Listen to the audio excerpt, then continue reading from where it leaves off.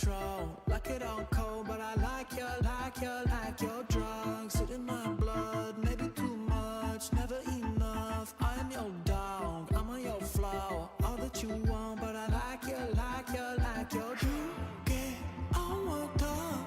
Loving you, but it's not enough. Loving you from the air I go. Your heart from air I go. Fear pulls you from miles. It's a reckless up and down. Broken is all gone. All the air from the bottom of my bones. Water running down my face. Water running different ways. Water like a billion ways. Water just a tear in space. Water running down my face. Water running different ways. Water like a billion waves. Water just a tear in space. Ooh, too late my love. You blew me into stardust. Ooh, but I made it just dangling like a thread from you. I climb into your walls. I'm where the spiders go. I'm here but you aren't sure. What are you waiting for? Stretch me like leather rope. Make me invisible. Shape me into your form. What are you waiting for? Hostage, so in love. It's an airless black cat zone. You turn the air I go. You turn the air I go. Object disappears. It's a true phenomenon. Forget me and I'm gone. I'm slipping, no. Water running down my face. Water running different ways. Water like a billion waves. Water just a tear in space. Water running down my face. Water running different ways. Water like a billion waves. Water just a tear in space.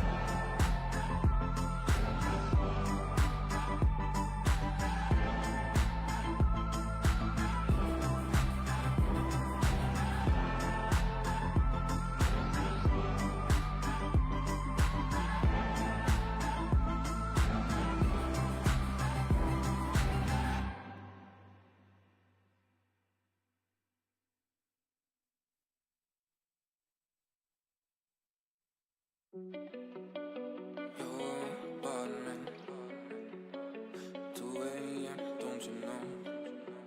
Your silhouette, you're beautiful in the cold. I feel so sick, I think that I should go. I feel so sick, I think that I should go.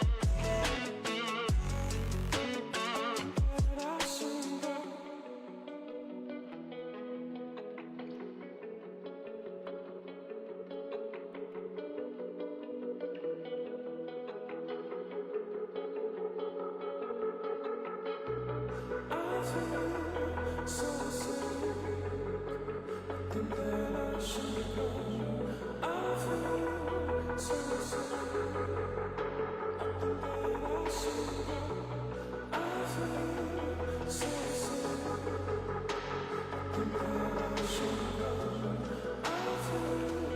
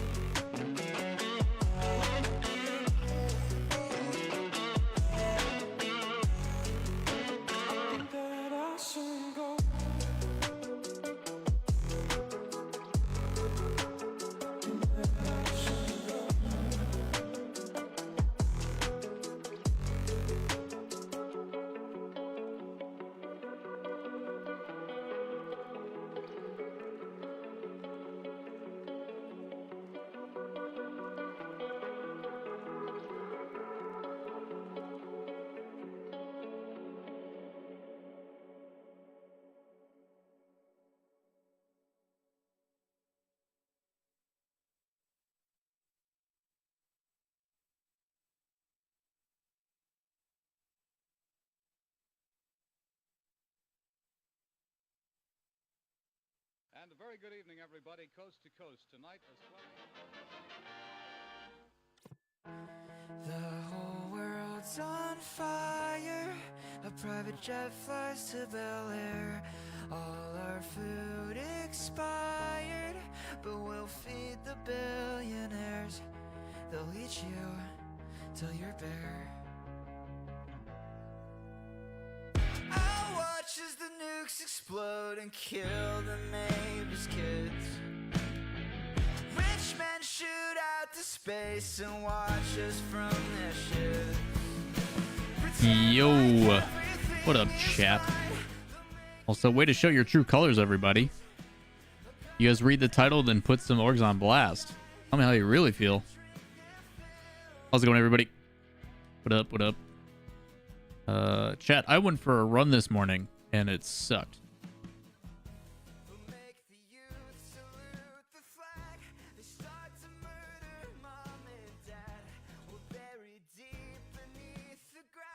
How's everybody? What's up, Punjab? Kuma Smokes, what's up? Welcome back, dude. Tauntaun, why he's smoking Gen G like that? What do you mean? What do you mean? Why do you say it sucked? I hate running, dude. Cardio is not... Unless I'm playing a sport, I fucking hate cardio. I can't stand it, if I'm being honest. It's good, just finished it. Nice. Hopefully, hope you're willing to rewatch it, Reagan, as I break it down. But how's everybody? Happy Friday. What's up, Neil? How you doing, buddy? Audible made running tolerable for me. That's not a bad idea. Go hard on the book side. Hey, what's up, Britton? How we feeling? Poor. Is that an option? Very poor. That's how I feel. What's up, Steph? How you doing? Should C9 have picked up Snowman instead? No. C9 objectively had a better result with the Omelet team. Like, everything went better by going with Omelet.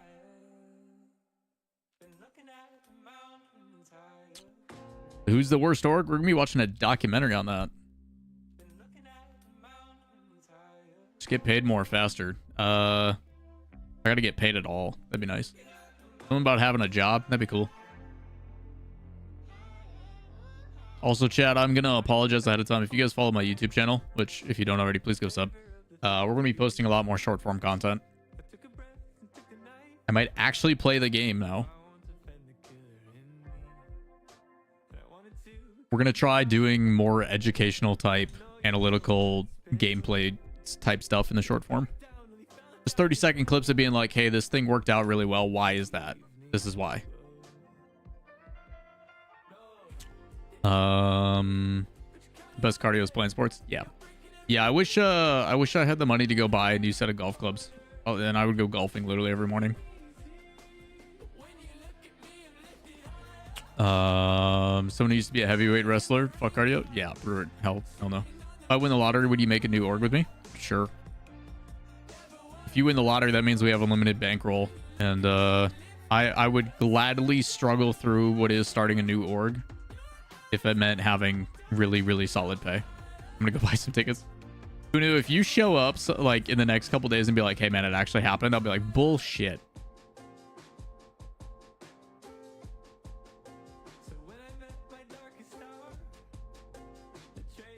It is Britain. Someone sent it and DM'd it to me and we're like, check it out. What's up, Az? Hey, man. What's up, Emerald? Wish I had enough money for gas. Eat a bunch of protein, then you'll have gas for days. Ayo. Old you gotta be to get a lottery ticket? 18 or 21? 21. I'm pretty sure. I think 21. Yeah, chat, that's the goal. Collectively, chat, if we all only spend a couple dollars, right? If we all only spend a couple dollars and we go in on it together, we could, in theory, turn the odds in our favor. Chat, don't buy lottery tickets. It's not going to happen. 19 in Canada? Damn. Went on a horrendous losing streak last night. Dude, if you lose 2-3 in a row, get off.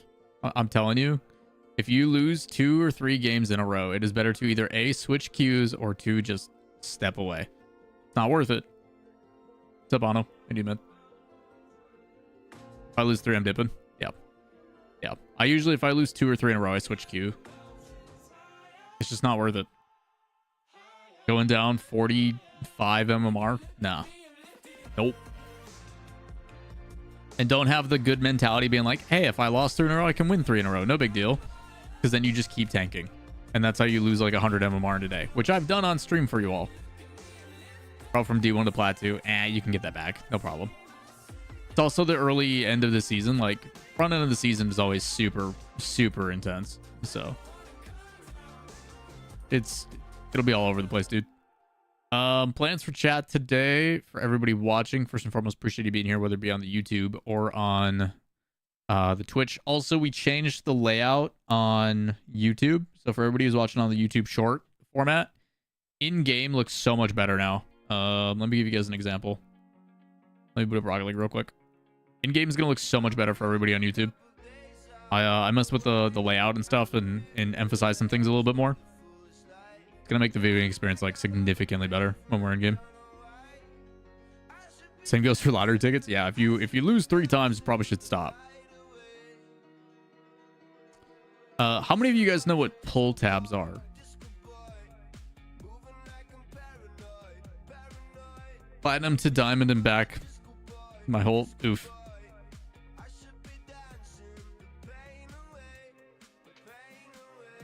Good watch, by the way. Just finished it. Oh yeah, I just read that. Cool. I just read that too.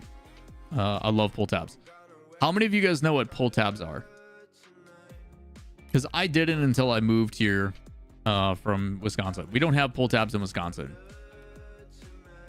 The chat. For everybody over on YouTube, this should look a lot better for y'all. It's a lot cleaner. It's a lot more gameplay real estate, right? I could show PayPal on. We'll do some streamception for everybody on Twitch too.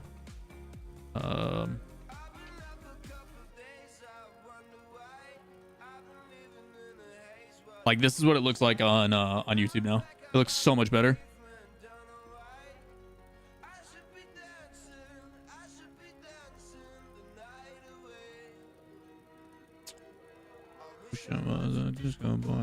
Disco boy. Anyway, we'll do some ranked gameplay later. That does look way better. Good, Ben. Ben a trillionaire? What a name. Chat, can I get some love in chat for Benadrillionaire, who easily wins username of the day?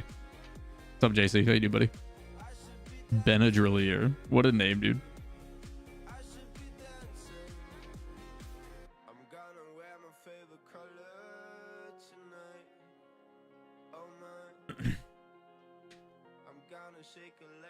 All right, chat.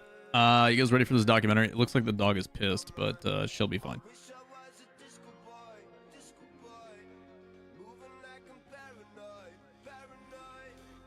Big baby. All right.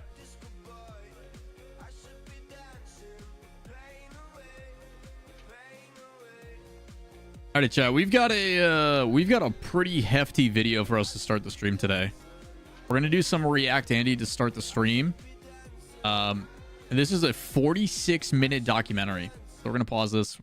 We might make this a video, probably not, but just as a precursor for all of you guys that haven't been in Rocket League for a long period of time, there is a history of young kids coming in and being like, we've got spare money, and then they try to start an organization, and unfortunately, like 10 out of 10 times, they always go poorly.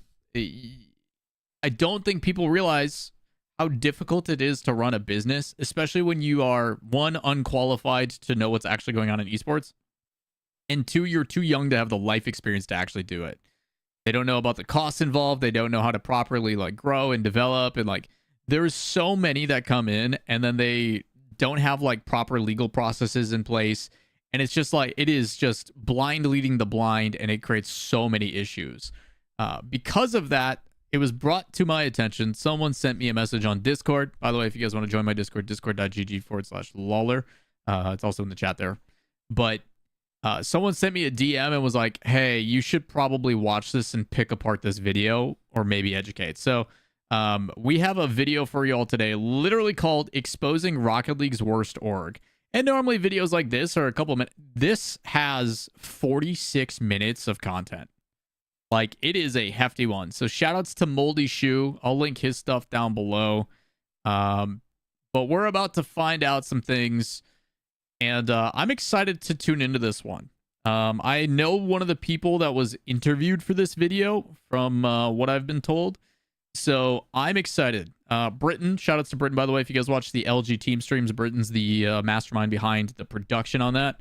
He said, I feel like that video isn't just about the org at hand. There are so many parallels to failed orgs. Well, let's find out. Watched it earlier today.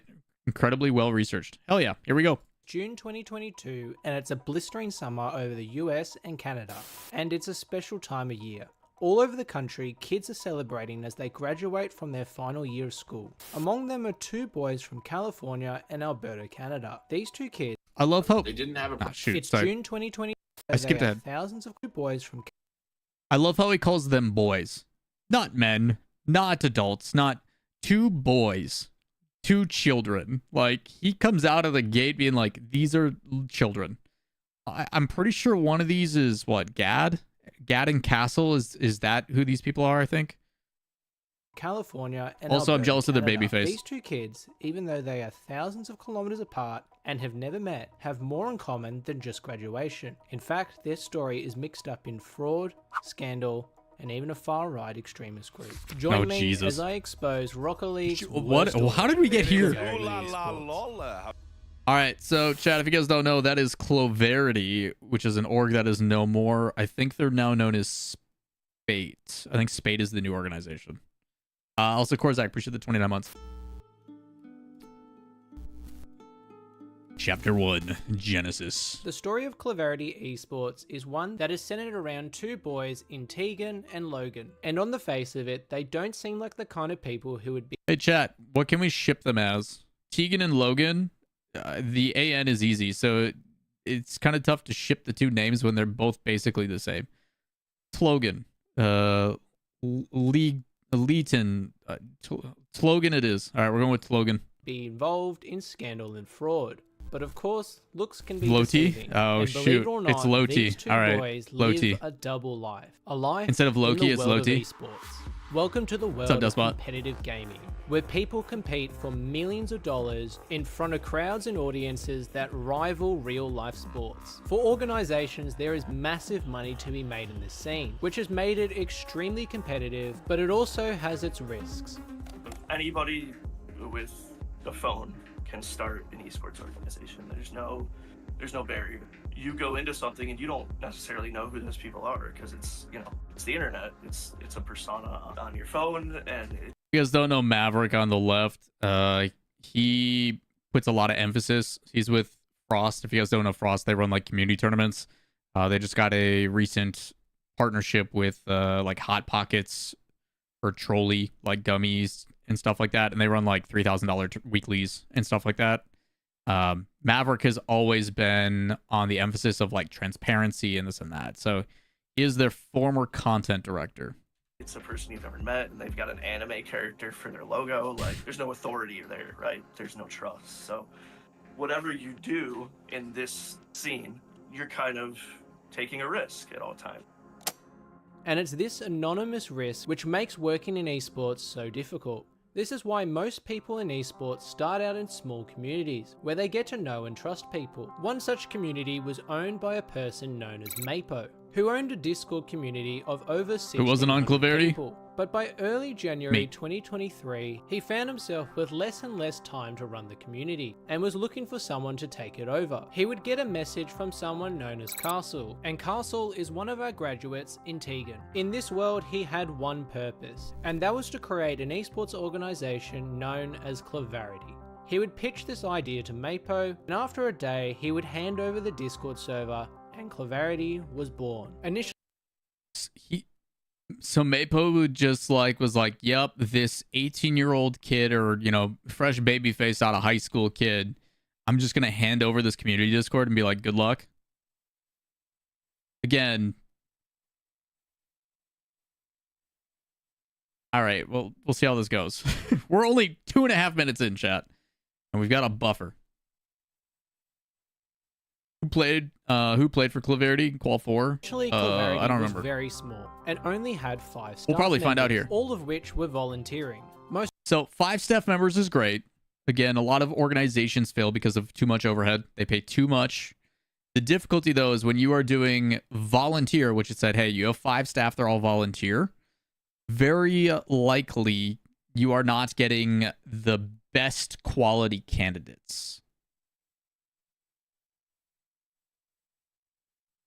Most notable of these was Maverick, their content director, as well as Mapo, who had decided to stay on and help Castle out in general. These 5 staff would slowly get to know Castle as a person a bit more, and it was obvious from the get-go that he was very good at the financial side of running an org. The initial vibes were great. I loved it. I was so happy to be a part of it. Castle was really good at the financials, budgeting. He had everything that we were bringing in. He was so in tune and in depth with everything that it seemed like it was going to go somewhere really good. In fact, in the first 8 months of running the org, Claverity would remarkably turn up a profit, which is almost unheard of in smaller esports orgs. But when it came to anything, so they turned a profit. So they're saying in the first few months they turned a profit. How are they turning a profit? Well, Claverity in the first few months, what were they doing? They weren't spending any money because all of their staff were volunteers. So no one was being paid. So like out of the money that they were doing, I'm curious on what they were doing to generate revenue. Like what were you making money off of? Was it people, you know, subscribing to their channels, or was it like, hey, we stream on Twitch and anything outside of this, such also as chat, any primers in chat? Content, marketing, he was a little bit clueless. Yeah, he had some ideas. By the way, chat, if you can't read between the lines, just listen to the way Maverick says this as PR friendly as possible. Listen to how Maverick just said this. Some ideas. They weren't great. Because of this, Castle would confide in a lot of people, most notably Maverick and Terra. And sometimes he'd listen, but as you'll see later, a lot of the time he didn't. But he had other issues too. Castle was not very good with like valuing creatives like graphic designers, editors, thumbnail guys. He did not see why they cost so much. An early example of this is when Claverity was hosting a tournament and Castle was reluctant to pay 2 casters. Mapo and him would get into an argument, and in the end Mapo would pay them $25 each out of pocket. $25 is literally nothing per caster. I can tell you guys right now that's like a slap in the face. Like you are basically looking for two people that are bending over backwards to put in countless hours to cast. And let's be honest, in the casting world, you get what you pay for. Which again, if you're willing to spend the money on commentators, it's not just like, hey, we're spending a bunch of money on commentators. It also helps in case there's any hiccups into the show. We are there to basically make sure that if things go poorly, like you won't know if you're watching. And I agree, Seek Up. Like, if you're gonna offer me $25 to do like a 4 or 5 hour cast, I'm just not gonna take the money. Like, what's the point? It's just a bigger pain in the butt to count on taxes. There wasn't a willingness from Castle to put as much money into. The bigger issue, right, is what they're talking about is you have people that are agreeing upon circumstances. It goes 2 ways. One, you need to invoice and have, you know, a paper trail. If you're a caster saying, hey, we agreed to these terms, this is what it states, let me send you an invoice, you're going to pay me that money. On the other side, to just refuse to pay them, which is only $50 total, shame on you. Because you clearly were making profit, apparently. Staff, I think, because he felt like he could do a lot himself, which I did not agree with. As you can tell, Castle was very much still learning, his ambition making him want to be a part of everything that went on in Claverity. And this made some of the staff question why they were even there. It was weird because I didn't know why I was there, but there was nothing to do. That was the issue. There was just nothing to do. They just didn't know what Claverity was. Claverity, like my biggest issue with them when I was there is that there's no point to what they were. They didn't have a pro team when I was there. All they did was the weekly tournaments, but they didn't want to be tournament organizers. Like, it just felt very strange. The very few So how are they making? They're putting up $100 prize pool. They're not paying their casters. I'm sure production isn't being compensated. So, like, how are you making money? Is it you can't charge for signups in Rocket League tournaments? It's against community guidelines. So unless people are like donating or subscribing to their Twitch channel, which hopefully they had like affiliate status, I guess. But like if they're turning around 1,300, you know, and they were making a profit. What? Okay. Anyway, things that were actually done at Cleverity during this time were largely just staff deciding they should probably do this. For example, Maverick would build their entire content creator program, even getting in their first content creator in Party Time Dan, while Terra would recruit the team of Realize, Ian and Gar. At one point, there was also talks with Deleted XD for a massive partnership deal, but these plans would never be realized because both the owner of Deleted XD and Castle would go away midway through the talks. So like that didn't go through. It wasn't great, obviously, and that kind of pissed me off, but it was also like, all right, I roll with it. This in many ways sums up Cleverity at the time. When Castle was there, things would go brilliantly, but for the things he didn't know or he wasn't there for, nothing would really happen. Just staying up late and doing these damn casts every Thursday and Tuesday was just draining. It was like, why am I doing this? I'm saving them money. It was just why. Like, this is not what I wanted to do. I could do this on my own. This is why many of the few staff that they had would leave in September and October, and Cleverity was in desperate need of a lifeline. Castle knew this, and on October 4th, 2023, without knowing it, he set in motion one of the most controversial sequence of events in Rocket League history. I'm interested to see how this goes simply because people don't know about like Britain. A lot of people don't know about like the Mocket days, Fibian and like Apple and all those kids. Like people don't know about some of the scummy stuff that happened in the really early days. People lying about getting parts shipped to them out of the kindness out of someone's heart and the charging more just so they could get more money. Like, hey, the shipping costs are actually this, so they sent more money just so they could have more. Like there was some really scummy stuff that happened back in the day that people don't know about. So we'll see if this is the claim that they say it is. Castle would reach out to a fellow org owner in GAD, who is the second of our graduates. At the time, he was the owner of an org that was in many ways similar to Cleverity, in Spate Esports. It was very much a passion project of GAD's, and as you can see, it's a very generic website. Serious. Yo, what is going on, guys? My name is Gad, the owner of Spate Esports. Oh my god, yes, daddy! Yes, queen! I can hear it through your fucking mic, world.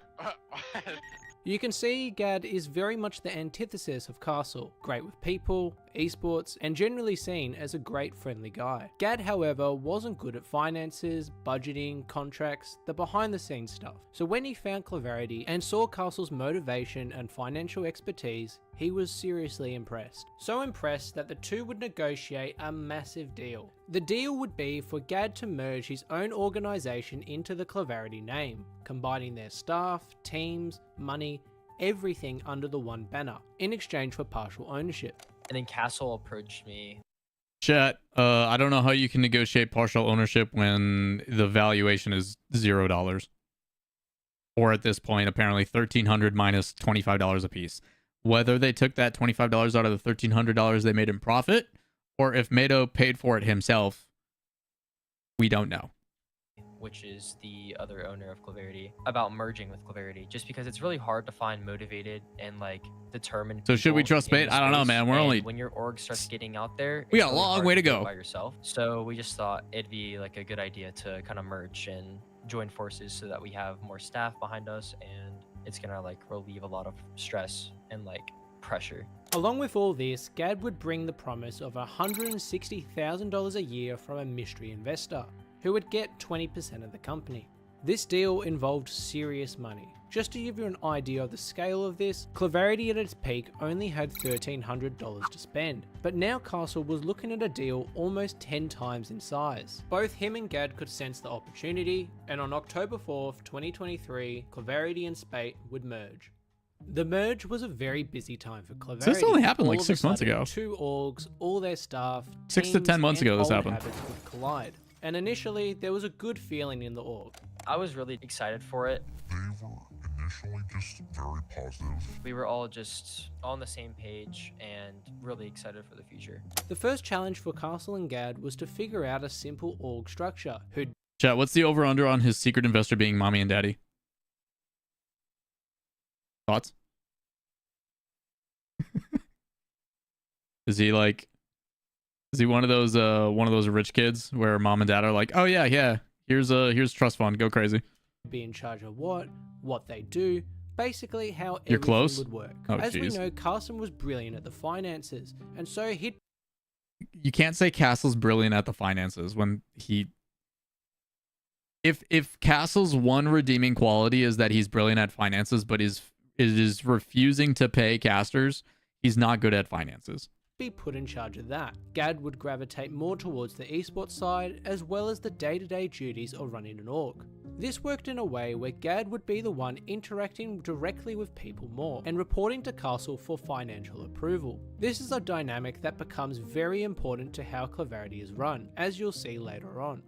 These two would of course have to report to the investor, who I can reveal is someone known as Akuma. Akuma is a lover of esports. He's a proud Carmine Corp Ultra and attends almost every single LAN. This love for esports has led to him investing in many orgs in the Rocket League scene. A Okay. notable one is Lotus Esports, which is a controversial org which Wasn't it like Lotus or Lotus 8 or something like that? I'll say for Or is that another different? video. Another one is Valiant, which is actually initially how we met Gad, and of course, finally, now Clarity. So how has a 13-year-old gotten all He's 13? Oh my of god. this money? Well, I can say that the money isn't actually his. I won't say how he has access to it, but it's safe to say he only really uses it for esports, as well as his highly valuable in-game item collection, which he prides himself on. All this kind of makes him seem like a child, which is what many would observe at the time. He was like, to me, a 13-year-old child. Everyone that has worked with Akuma has said that he is the worst person to work with in the world. Like, everyone. I don't know anyone that says anything good about him. He seems like a rich kid that doesn't know anything but has money. Castle as well didn't like him at all. In fact, he would avoid talking to him as much as possible. It was only ever Gad that would talk. I don't get any credit, so yeah, kind of, that's all I care about. Probably you're the reason why they're here. But I don't, he doesn't get any public credit, which, like, that's on him. If you're going to be an investor, like, to Akuma. Oh my god. And even then, Okay. that would be in trickles. So this led Yeah, like, people don't know how to describe him. He's a child. I'm like, he's 13. Yes, he's just graduating from Baby Gap. Like, you literally are a teenager for the first time. You know that, you guys know that meme of like, what's worse than I can't say the word, but it's like, what's worse than this? And he's like, a child. Like, that's the first thing that pops in my head, which is terrible, but like, that's where my brain goes. What do you mean, brother? You're the reason they're here. You are the credit. We are a team. Doesn't feel like it anyways. Wow. Okay. to Akuma being left out of many of the decisions made at Clarity, which is concerning considering it's his money they were using. Well, okay, Chad, if this is a real business, while he is this investor, two things of the way the real world works. If you are a partner within a company and you have 20% share, then you get 20% of value in a vote out of the 100% that exists. So you are 1/5 voting. The difficulty, though, is that you only have 3 people involved, so your 20% is already devalued when it should be at least 33% of the vote. So no matter what you do, no matter what happens, you lose majority vote in every decision that is made within that company because you only own 20%. If you are the sole funder of the company, you should probably, I don't know, probably take 51% of the partnership, or at least based upon evaluation's sake. They are worth 1,300. You brought in 160,000, so you should own every decision. For simple financial reasons, you should make every decision. You should be the one to decide how all the money is spent. While the other two could be used as advisement and be like, hey, we have a little bit more experience. We recommend doing this, that, or the other. The ultimate decision comes from this guy. Why are they even evaluating Claverity at 800K in the first place? Yeah. Like, This is perhaps a God. reflection of the age of all the owners. Like, if he's paying 160K at 20%, take 160K, times that by 5, that's what you get for the value of Claverity. But Claverity is definitely not valued at 800K. Claverity is not valued at 100K. Claverity is not valued at $100 at the current moment. Well, based upon the money they've made, sure, you give, like, what? That was my first red flag. I just knew. That was your first red flag? From Okay. the get-go. And these kids are all 19. Trusting 19-year-olds to be your boss is not a good move. Below the 3 owners, there would now be 7. I mean, it works other for staff, Psionics. And unfortunately, Psionics trust 16-year-old kids to make decisions for their esport. Because that's who has the power in the rosters. not all of them were paid properly. The first case is with their social media manager in Lucid. Claverity would offer him $200 a month, which for context is $300 lower than the market value. Lucid was pretty new to the job and would accept without realizing he was being underpaid. The second case is with their head graphic designer in Travis, who was being paid $250 a month. Okay, so their One expenses day, right now though, monthly are without warning, $450. He was told that his pay was going to be cut in half. And this was Yikes. 2 days before his monthly check was due. He assumed that because of the late notice, he would still get paid $250 What does for it this say in your month of work contract? he had done. However, 2 days later, he would find that they had cut this month's pay in half as well. And it would take Claverity months before he was reimbursed. But at least he got his money back, because Steven, their marketing director, wouldn't be paid for his entire 5 months at the org, which as you'll see is quite incredible considering how involved he was. Steven, if you're not being paid net 30, why are you still working for this company? Step away. Count your losses, step away. All this doesn't look good when both Castle and Gad were receiving $1,000 a month for being the owners. A lot of this happened because of miscommunication between the... So their expenses, hypothetically, are $24.50 a month, based upon everybody else volunteering and them paying themselves money out of this $160,000. But why they're cutting corners on payment when they have this investment money per year that seems to be... You can't tell me his expertise is finances when... staff Okay, and Castle anyway. and Gad, who now both had the weight of the organization on their shoulders, as well as trying to grapple with college at the exact same time.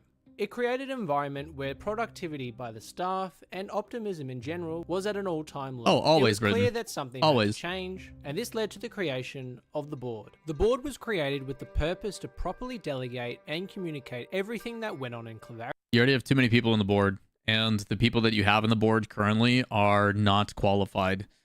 And in a true board, it should be ownership rights and director positions. Social media people don't need to be making big decisions like that. Their job as social media managers are to do social media. It functioned like a weekly board meeting where everybody would hop into a Discord call and discuss what was happening in the org. That's called an all-company meeting, but a board members or a board meeting is the financial decisions and the direction of the company moving forward. So they've already messed up. I think it was really good. Well, I would say really good is as in like me and Castle were always, voicing our opinions in there or, Also, your 20% stakeholder who put in all the financial investment isn't in your board meeting. Why? posting about something. Hey guys, like we were thinking about this, what are your thoughts on it? Whether we got a response back or not, it varied. But me and Castle were pretty good at putting whatever we were doing in those chats so that people were aware and that people could voice their opinions on what we were doing. And eventually, they would expand it to also include the He was in manager of school. their Rainbow Six Fair. Siege team, which we'll get to in a bit. They had a Rainbow Six Interestingly, team? the head of Okay. graphic design in Travis wasn't on this board, which is certainly a bit strange. And one of the very It's not. Why would a graphic designer be in a board member meeting? Graphic designer I go to and say, hey man, I need these graphics made. And he goes, cool. first things they would discuss is who they should get for their first RLCS roster. And it's cheesing.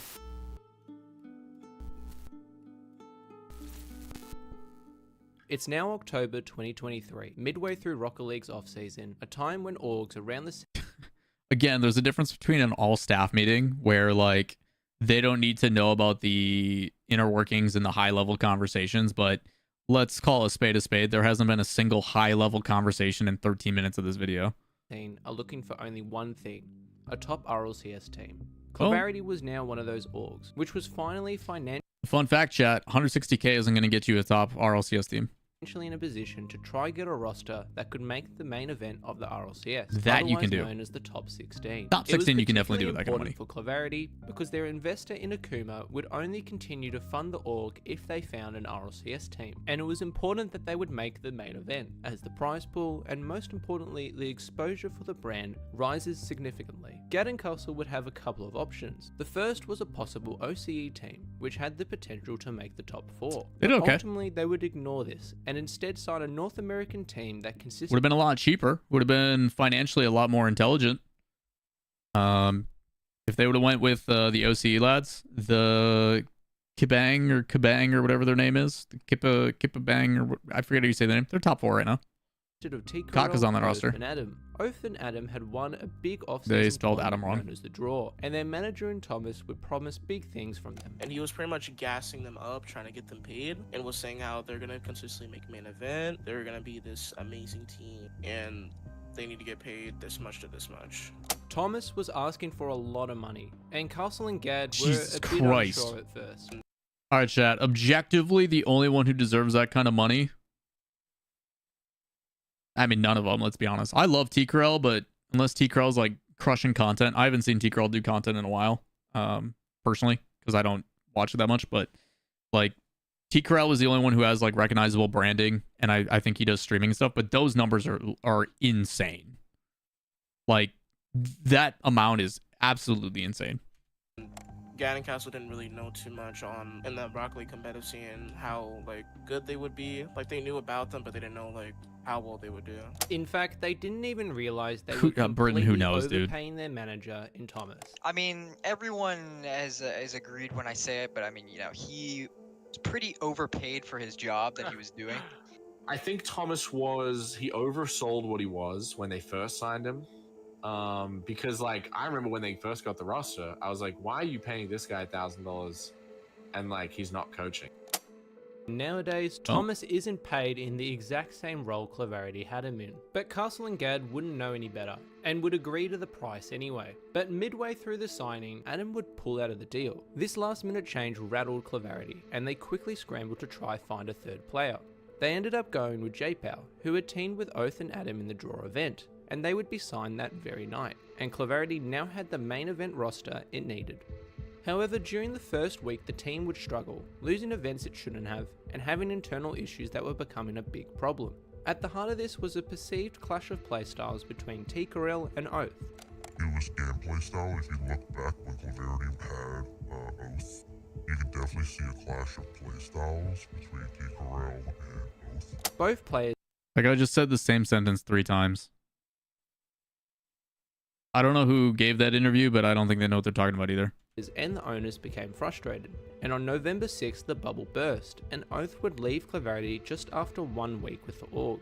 It was probably the worst possible start for Clarity, and they would quickly find a replacement in Ajax, along with a sub. Overrun on that voice being Thomas. Both the players and the owners hoped to put them on a positive path, but once again the team would struggle through the off-season tournaments, and in their first RLCS event, things wouldn't go to plan, with the team missing out on the main event and placing all the way down in the top 32. Ouch. All the players were pretty they got frustrated. points. Even the owners were pretty frustrated at the results. As a team that is supposed to be like a low pro, maybe like mid pro team, honestly, they weren't.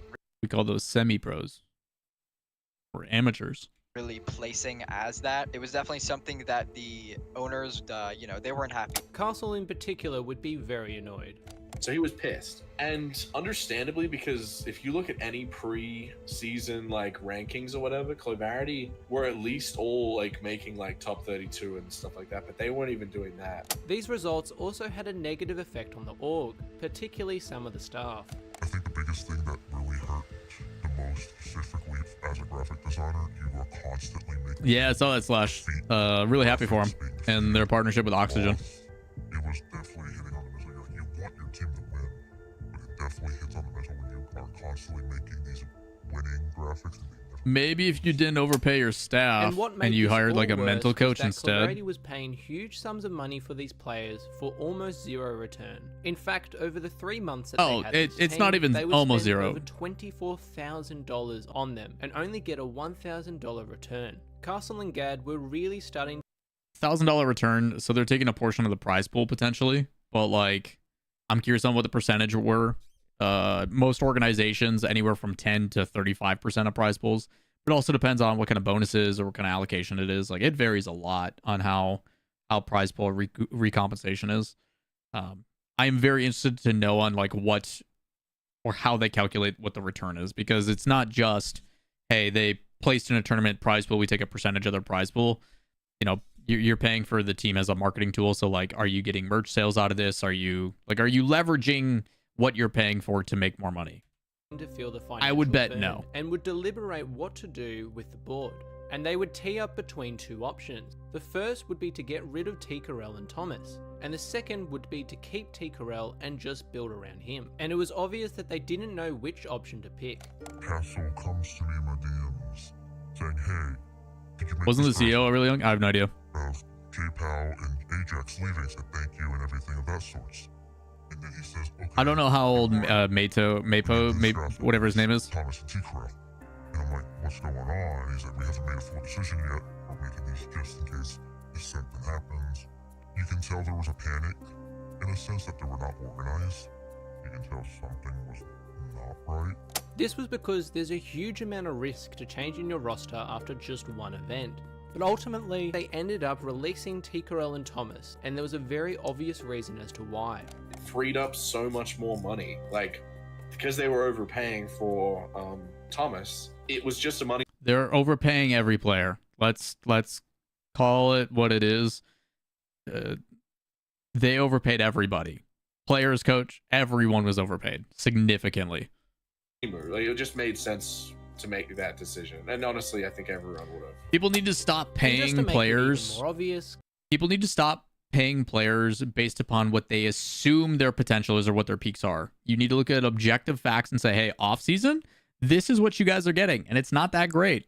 So therefore, you can't justify asking or requiring that amount. And then orgs need to be willing to say, you know what? We're not going to pick you up. It's not worth our time. Castle would put this tweet out. Not that subtle, is it?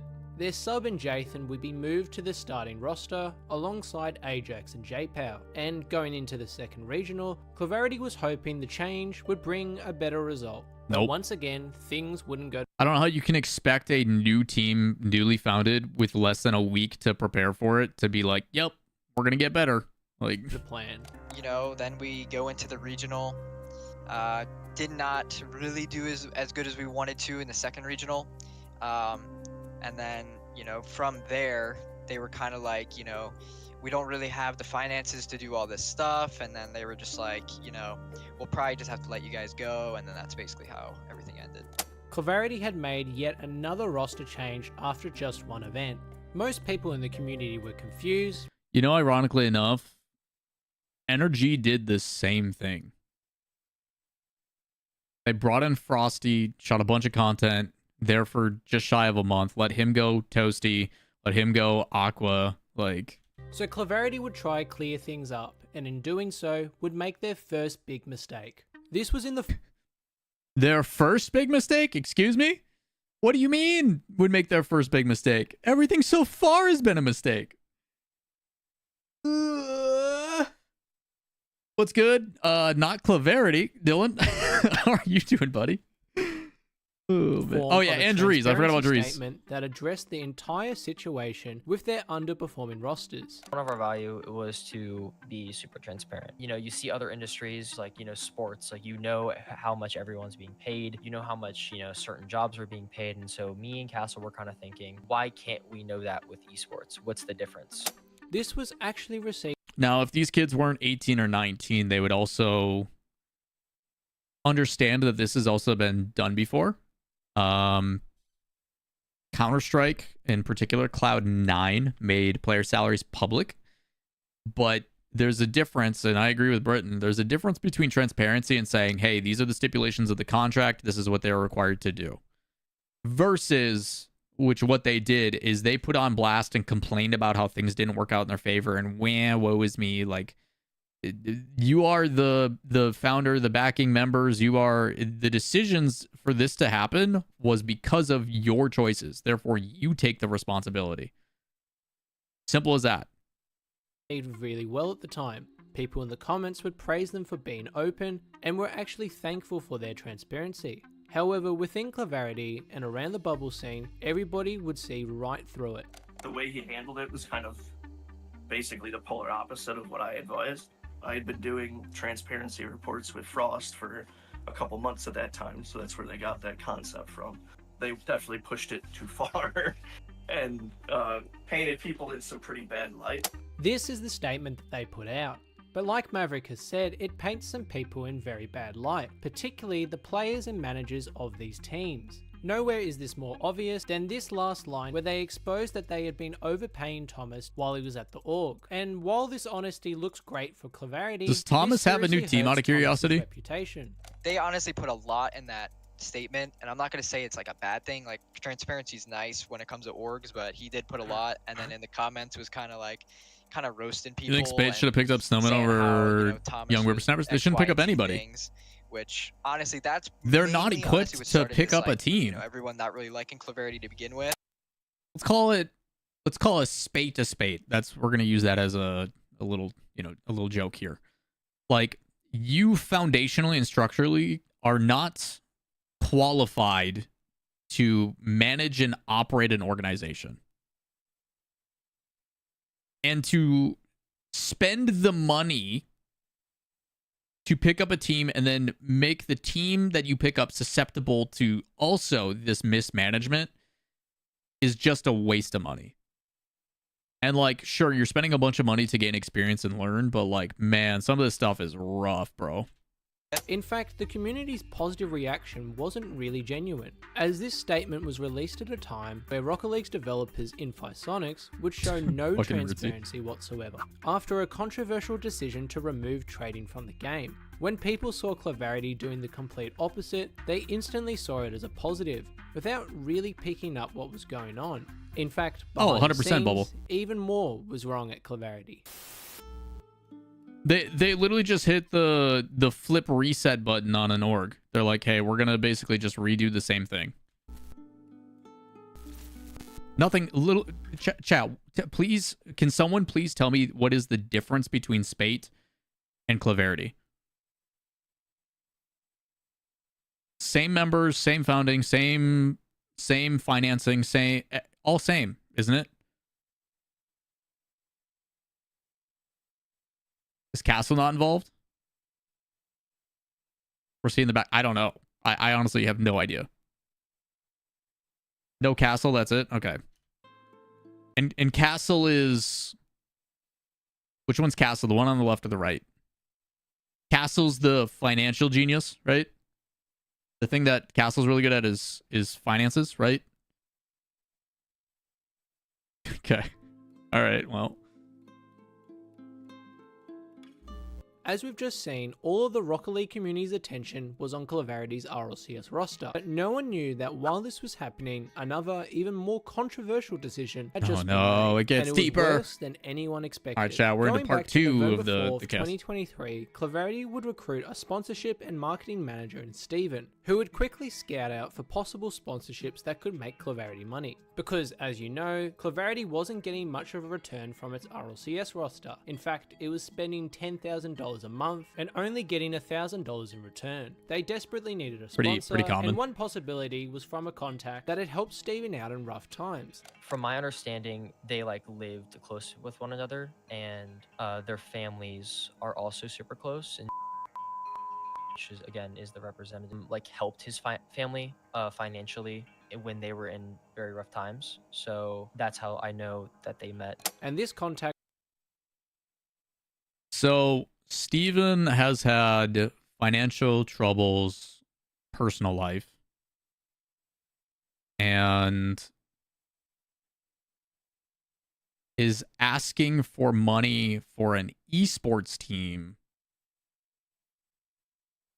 Was an ambassador for a company known as 7K Metals. So what is 7K Metals? Well, bear with me for a bit while Decent logo. 7K Metals is a gold and silver I take it trading back. company based in Idaho Falls. On the surface, it looks like a highly reputable company with highly experienced CEOs, products you can buy, and a membership you can join. However, many have accused the company of being a scam. Specifically, Looks like a scam based on that website and that logo. pyramid scheme is a business model where the primary way to earn money is by recruiting people into the scheme. For example, one person will recruit some people into the scheme. They will get a payment for doing this. Then those people that they've recruited will recruit even more people, and both them and the person that originally recruited them will get more. Yo, anybody want to sell some cosmetics, chat? Maybe some life serum stuff? I got an affiliate link. What do you think? You want to do it? Money. And this grows larger and larger as you go down. And as you can see, it looks a bit like a pyramid. And some people claim that this is extremely similar to 7K's business I model. got some kitchen The knives. 7K partnership Ooh. is based on More like any primers in chat? Yeah. one person Chat, signs Amazon up, Prime's a their pyramid scheme. membership, you know, Use your they're primes up here. Thank you. investing in Appreciate you. silver, purchasing their Even though they own, reduced the payout on it. bullion and collectibles, they get paid to share it with people, and every person that joins underneath your name, you get given check to, you know, thank you for helping people get involved with gold and silver.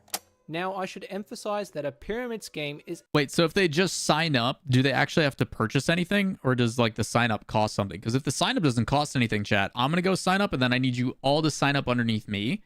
And we will actively abuse the pyramid scheme. We won't use it. We won't buy any product. We'll just sign up and then remove the account later. Or put the account in our spam folder and ignore it. Right?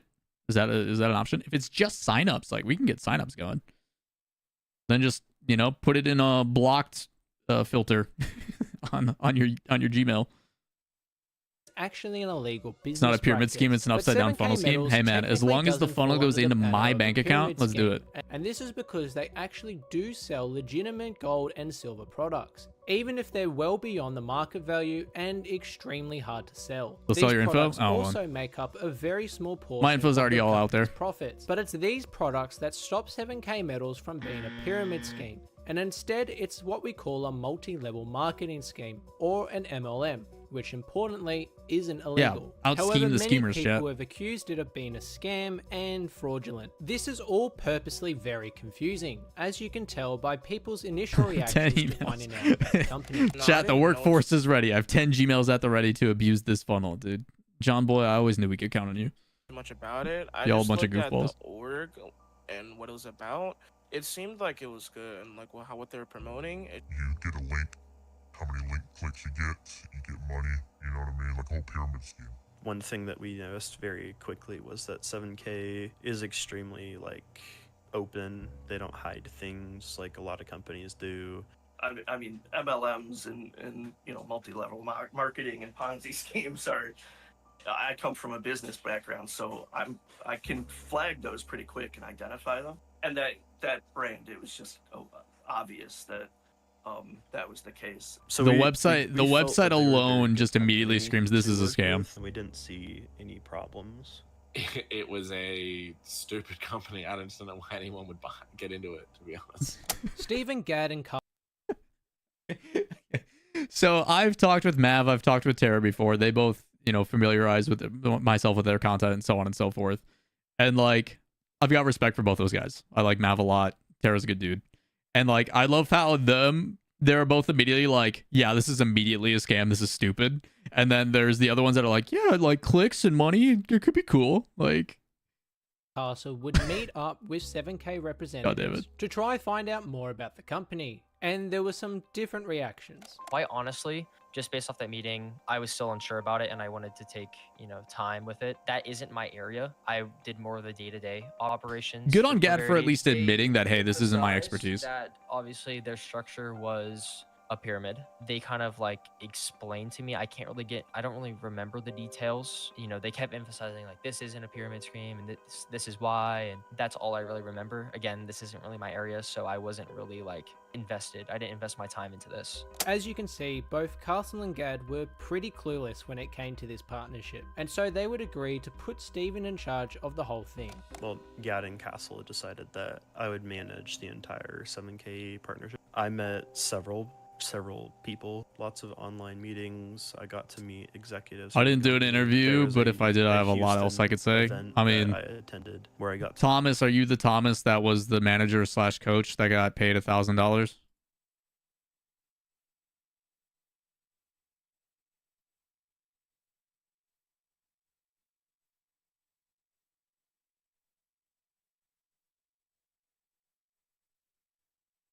Britton, that's too much critical thinking. All right. How dare you? Yeah, I just saw he said the anonymous voice was mine. We were memeing Thomas about like there was a person who said like the issue with the team was that the team between two people's playstyles was the problem, and then they said that same sentence 3 times, which clearly to me says you have no fucking clue what you're talking about. And then someone made the joke after you were told that you weren't coaching, like it's just a joke.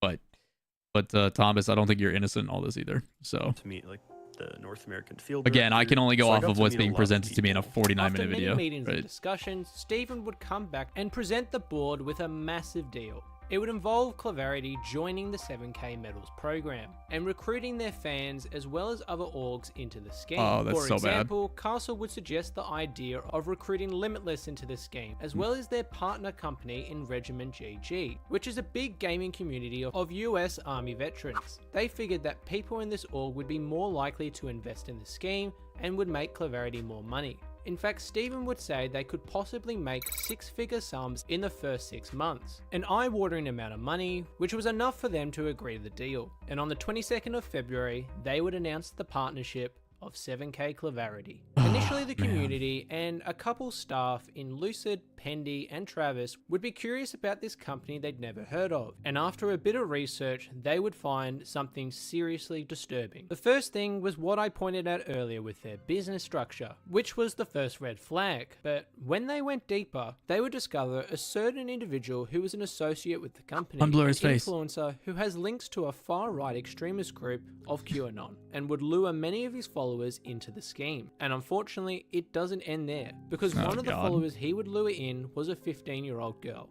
And I don't think I need to explain what happens next. Oh my the God, brand being dude. associated with this individual was probably the worst thing for Clarity, because in the eyes of everyone, Clarity had just turned a blind eye to what this person had done at 7K Medals. To put it simply, Clarity was in deep, deep trouble.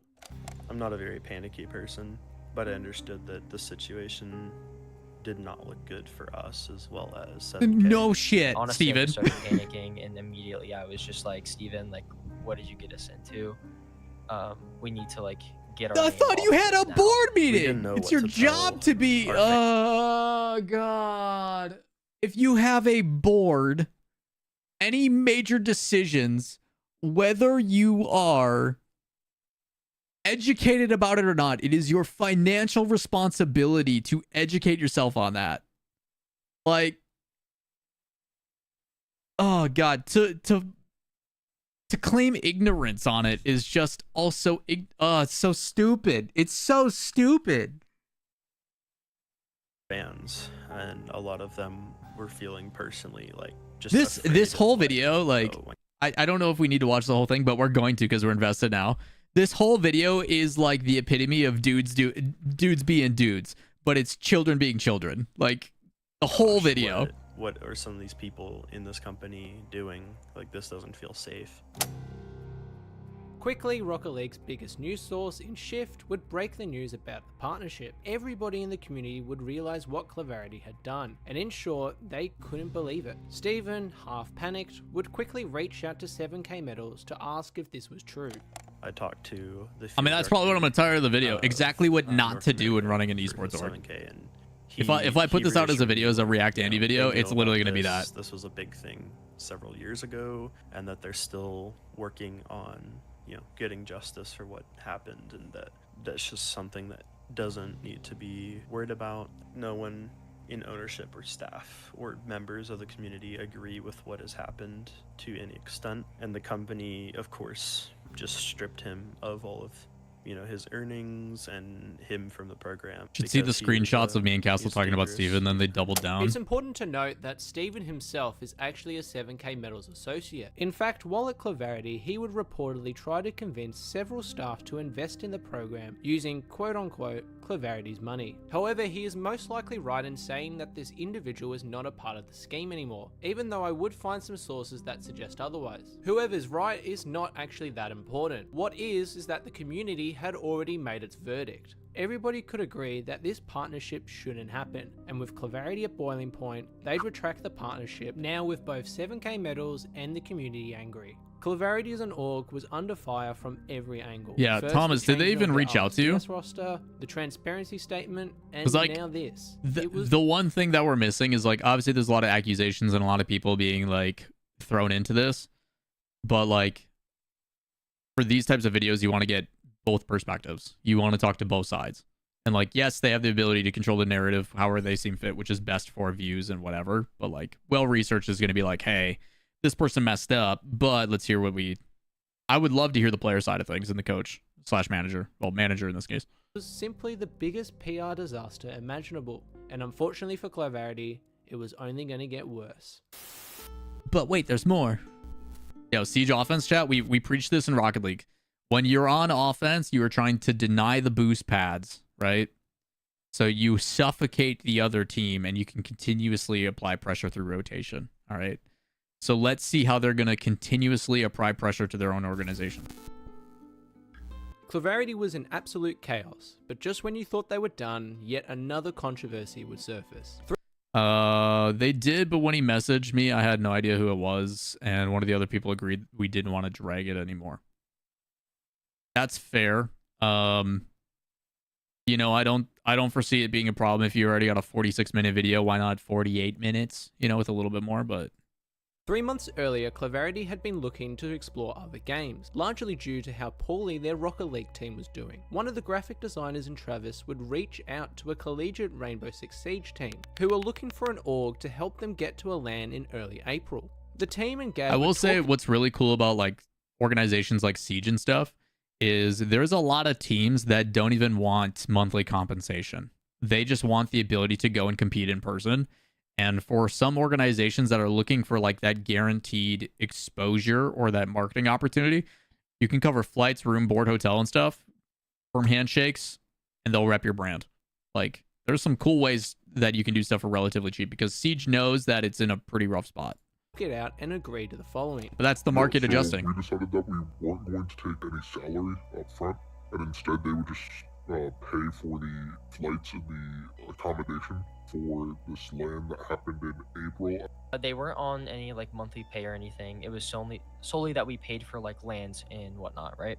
The team would estimate that the LAN expenses would come to roughly $2,000, an amount that they thought Clarity could easily do. You know, if they had the money.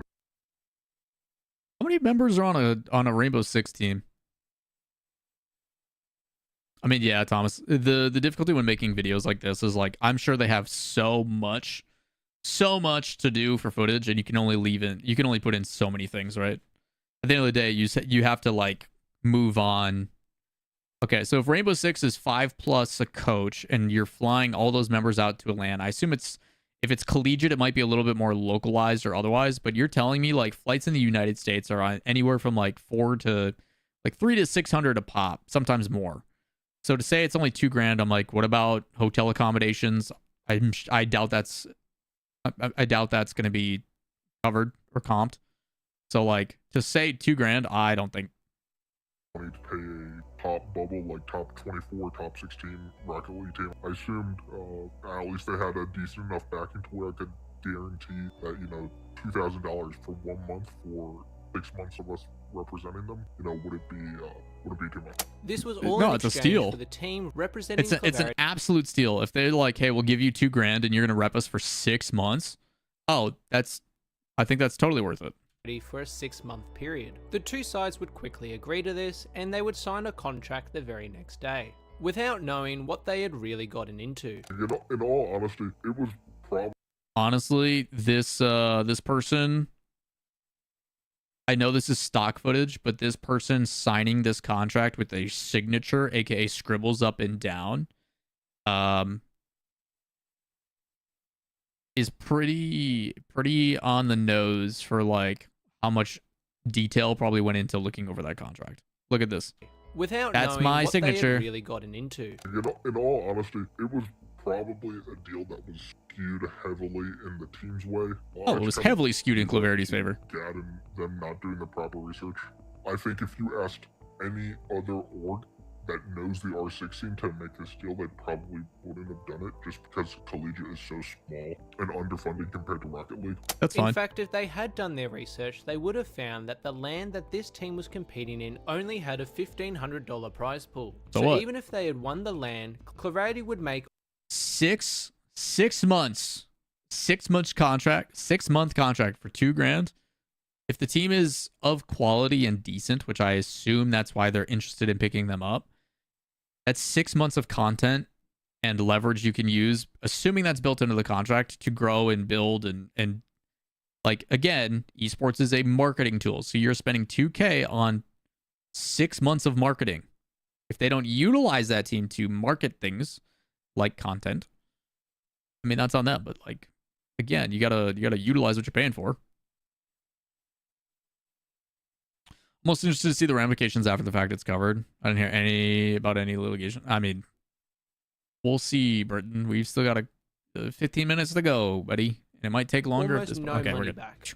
Again, yet another example of Clarity not doing its research. Regardless, the team would have its qualifiers on February 10th, and just like it said, it would qualify for the LAN. In Let's the following go. week, they let GAD know and would begin researching possible flights and accommodation for the event. We found an Airbnb, we found the cheapest flights, and then he said, okay, and he basically was implying that I should book them. You know, obviously it would be cheaper to book it now versus book it later. And we basically had everything set up, and he's like, okay, let's just get this done sometime this week. One day later, the bombshell in the 7K medals announcement would drop, and we know what happened there. Their manager could sense the craziness of the situation, and just to be sure, would contact GAD to make sure they could still pay for the LAN.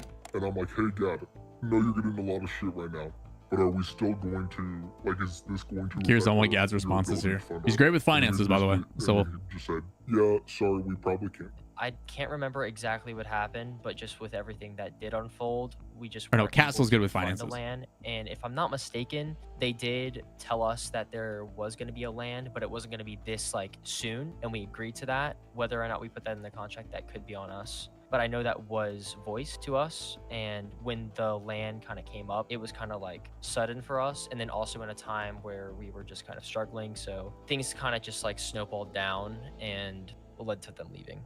As you can tell, this account doesn't line up with the DMs that you're seeing right now. These were sent a couple days before the announcement of 7K, and here GAD is indicating that everything is completely fine. You couldn't really say that the LAN just came up and was unexpected, could you? In fact, one of the board members in Lucid would confirm that they knew exactly when the LAN was going to occur. He was telling them that they would have qualification for a LAN event. I don't remember exactly which time, Dog is but being needy. it would be happening around April. This obviously doesn't make any sense, which has led to some people making theories as to why they actually dropped the roster. There was the funds to do it. Dad could have just not taken the salary for that month. He could have been like, here, we'll uphold your agreement, go to the land. They were not financially hurt by this decision. 7K Metals wasn't paying them up front. They just announced it, it backfired, and they used that as like a get out of jail free. I can't confirm exactly if this is true, because Gad was quite hazy when asked about it, and Castle wasn't willing to talk, but I can confirm they're right in saying that Clarity didn't lose any... Chat, we gotta pause. Dog is being whiny. Hold on. I'll be right back, chat. We'll get back into this in a bit. Everybody get up, stretch. We're at the intermission portion of exposing Rocket League's worst org, PP Poo Poo Esports Edition. I'll be right back.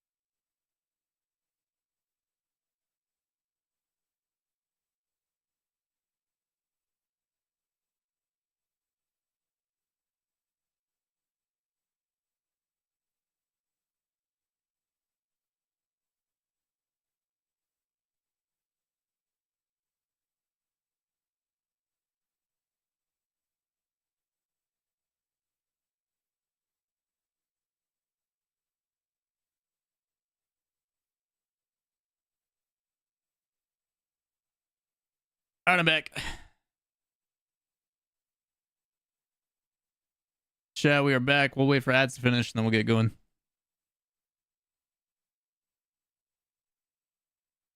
Man.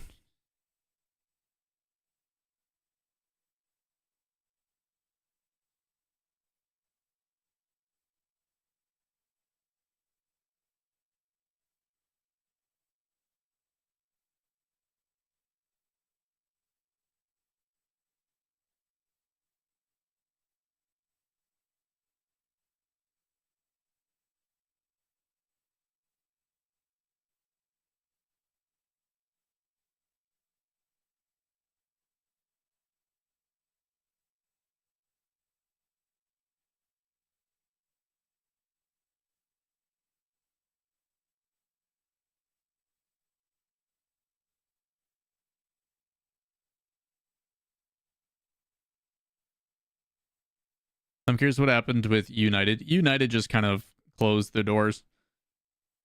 What's up, Eclipse?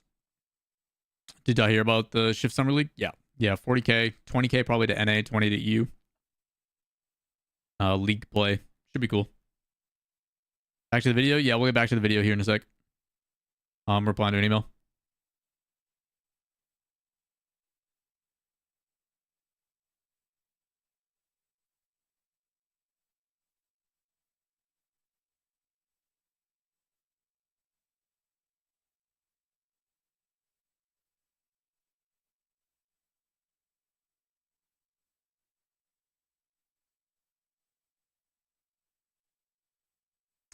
Something like that, please. Do I have a favorite tattoo? Probably this sleeve. It's also my newest, so that kind of makes sense.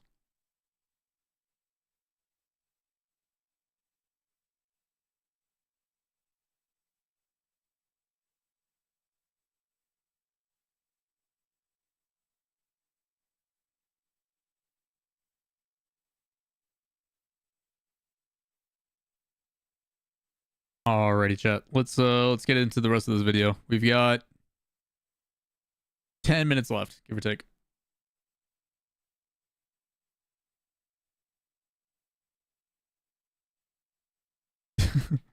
Tell her sorry, Sunscape. Maybe she should join in. She can watch it with you, man.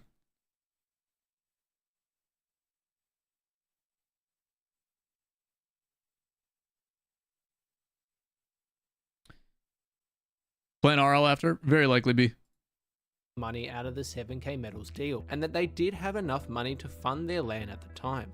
And unfortunately, the team wouldn't be able to fly to the event, an event which they probably would have won, and this ultimately made them leave Clarity. This, coupled with the two situations going on at the time, was an absolute nightmare for Clarity. Their staff and players were leaving in droves, the owners and investor were near breaking point, and the community's opinion of them was at an all-time low. This forced Clarity to exit the spotlight after this, but unfortunately, it wouldn't be for long. Oh man.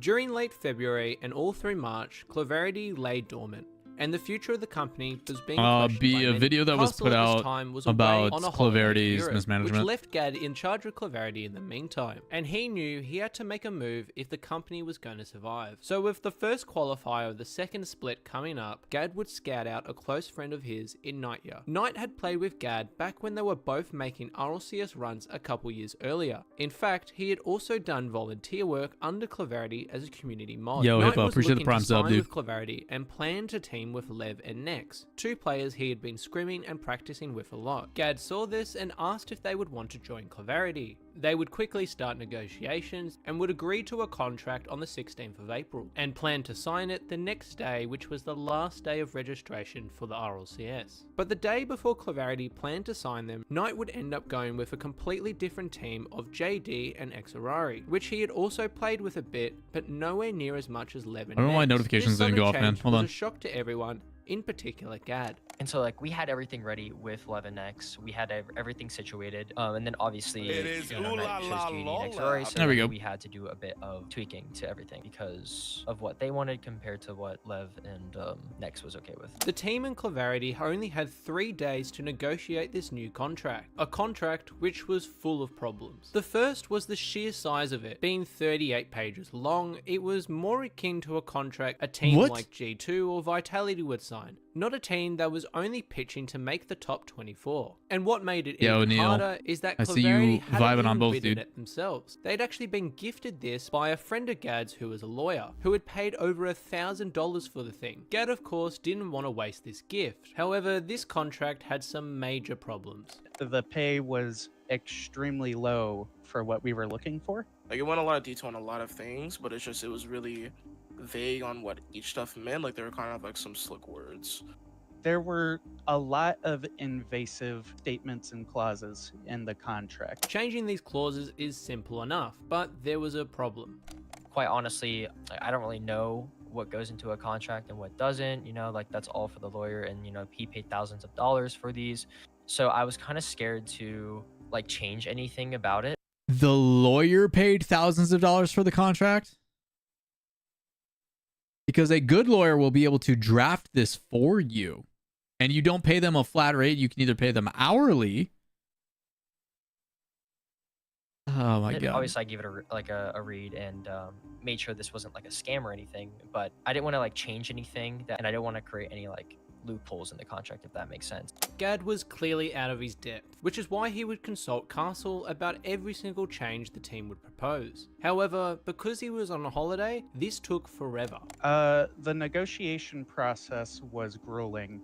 We couldn't Man. even really focus on Daniel, believe it or not, it's about because of the clarity. issues with that contract. Amongst just normal negotiation If there things, is one, I know this statement's ironic because they weren't paying anybody. That's the owner, but the person who was like putting out the funds and handling the like money for G1 was great.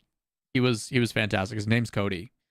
The issue is not the financial person behind it. It's the person who is providing the funds never provided the funds. That was the issue with G1. But the person who was like doing the payments, handling the portfolio, all that kind of stuff, he managed the portfolio great. It's just the difficulty is the owner just did not live up to the expectations that he set. He signed and did and whatever without like you know, price false pool cut promises and pay, you know, we blowing also smoke. had to deal with a contract that was not made for a Rocket League team. 3 days would quickly go by, and all of a sudden the team had to play in the qualifier, and Let's they were go. nowhere near ready to sign the contract. And Clarity was at risk of losing its team, but they would get lucky. Because we weren't okay with the contract yet, and because Naya was like friends with Gad, etc., we offered to represent them out of good faith while we figure out the end. Desperation contract. is the answer. This meant that the team would play in the They did it out of desperation. It wasn't out of good faith, and let's call it what it is, chat. You're an org or you're a team that doesn't have financial backing, right? And this happens all the time in esports. There's people that their mouth waters at the opportunity to be compensated. And rather than self-reflecting and realizing, you know what, there's a reason why we don't have any other offers on the table, and being like, I wonder why this org is offering something, and being like, something doesn't add up here. They go, you know what? We'll give them the benefit of the doubt. We'll give them, you know, the thing that they want without payment. Even though we look at this contract and go, this is wild, we're still going to do it in good faith, which is not a good word to use for it. They're desperate for an org, for a chance to get paid, and they're willing to represent someone for free, even though there is no legal stipulation in place that guarantees back pay is going to happen. Like, they should have a prorated contract, and that needs to be in writing with net 60 or net 30 pay in writing. RLCS quals without actually technically being contracted. It was certainly unorthodox, but both sides Stupid were willing. is the word. team would go into the first qualifier and do something that both them and Clarity had never done before.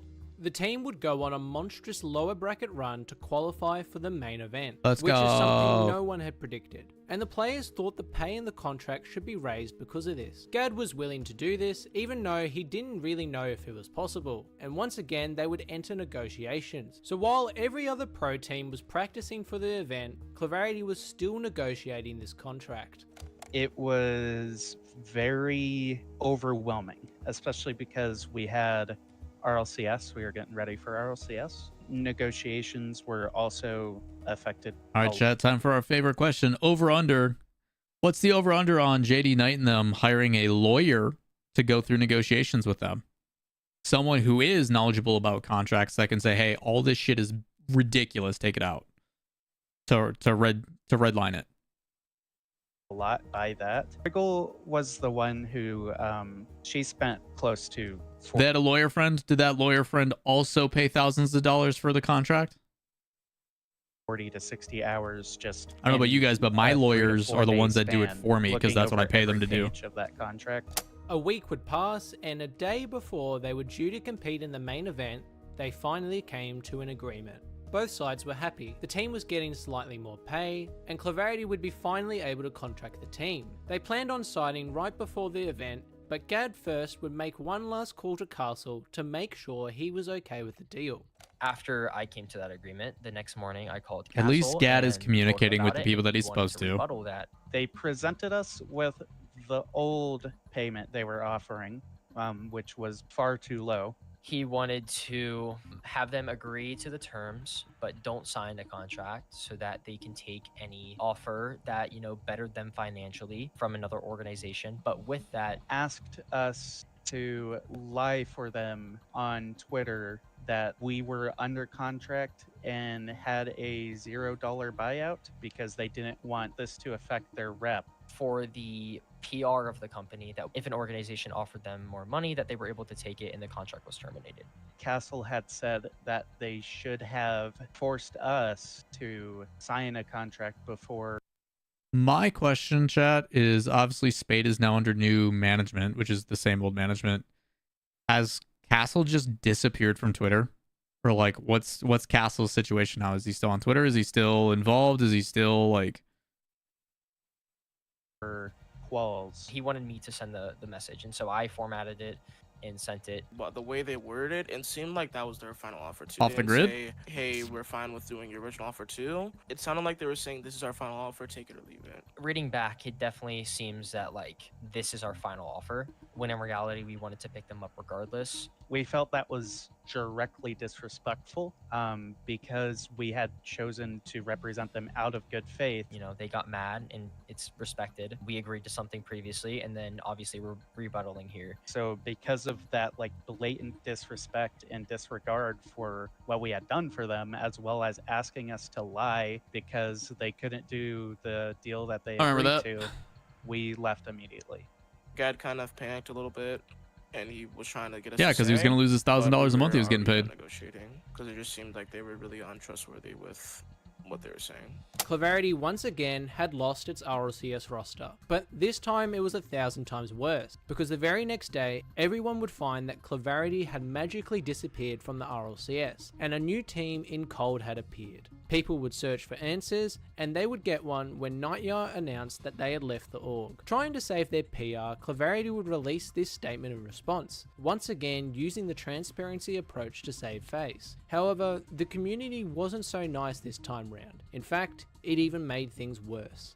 The team would end up being forced to release even more evidence to clarify what had happened, and it exposed everybody to Claverity's incompetence. The community went nuts and went straight for Claverity's owners, in particular Castle. To put it simply, it was a slaughter. With everything that had happened, and now this, it would all finally take its toll on the two owners, particularly Castle. And after 2 grueling days of this, they both could finally take no more, and they would agree to part ways and close the org. And just like that, Clarity was no more. Well, not quite. Here we go. Clavarity's closure would result in everybody involved parting ways, trying to move on to what they hoped would be better things. And our 2 graduates are now trying to look to the future. Oh, they're graduates Gad has now. started They're not boys anymore. They're graduates. They've leveled up. his old org in Spate once again, hiring many of the ex-Clarity staff, and even has an RLCS team that is making consistent main events now. And he's seemingly learnt from Clarity. So yeah, like I'm going back to my roots at Spate. My intentions are still going to stay the same. I've obviously came off from Clarity, you know, with a learning experience and learned a lot from, you know, the mistakes that we made. I plan on, you know, still kicking it at Spate, you know, living on a passion to see where it goes. And I just hope that people see that, you know, see my passion, see my intentions. And, you know, hopefully I don't... You think he pays them with passion as well? End up like Clarity. However, midway through editing this video, there have been reports of Spate allegedly not paying casters for its tournaments. Maybe I spoke too soon. As for Castle, he's seemingly disappeared from esports, blocking everyone and deleting all his social media accounts, and is focusing on his mental health and a real life job he has. It's not uncommon for this to happen in esports. In fact, Castle has done this before. He may not really be Castle, and if he does one day return, he certainly wouldn't use that name. Almost everybody I would talk to couldn't mention a problem they had with Clarity without mentioning Castle's name. Financial guru, by the way. Great with finances. To many, he's the villain of this story. His blazing ambition and fiery emotions that would make much of what he said and did seem ruthless, if not outright malicious. Especially when you compare him to the friendly, everyday guy in Gad. It's not hard to blame him. However, people do forget Gad's role in all of this, his ignorance and lack of knowledge when it came to crucial decisions. Along with Akuma with his immaturity, who didn't even know where his money was going. Steven, the man behind the failure of the 7k medals deal. Lucid, the bystander who was quick to leak stuff he maybe shouldn't have. Clavarity's players, managers and staff, who didn't live up to what they promised. And even the community, who would love and then hate Clavarity when it suited them. Even if all these things are true or not. I think the point is more that Clavarity's downfall is a reflection of its culture, not just one person. For those involved, directly or indirectly, I hope you reflect What, Brewer? on that. This org had so much potential. It could have been so much. What's up, To see it to go down the drain in your work too. What's happening? This video I Yeah, hope has revealed video a was story well that made. everybody can learn from, whether you're in esports, business, a fan, even just a couple of kids who have graduated from school. Clavarity is a stark reminder that esports, as well as the online world, has its risks, and sometimes you might run out of luck. Thanks for watching.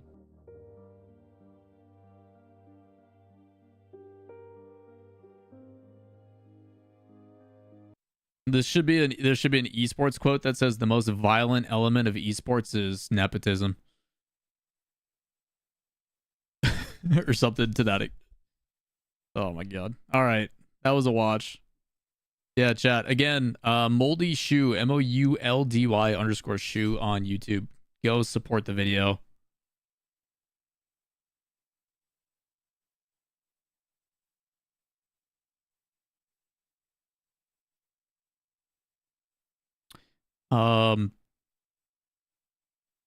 Man. I don't know even where to begin after what 46 minutes of that. Multitude of things. High school graduates aren't qualified to run an esports team.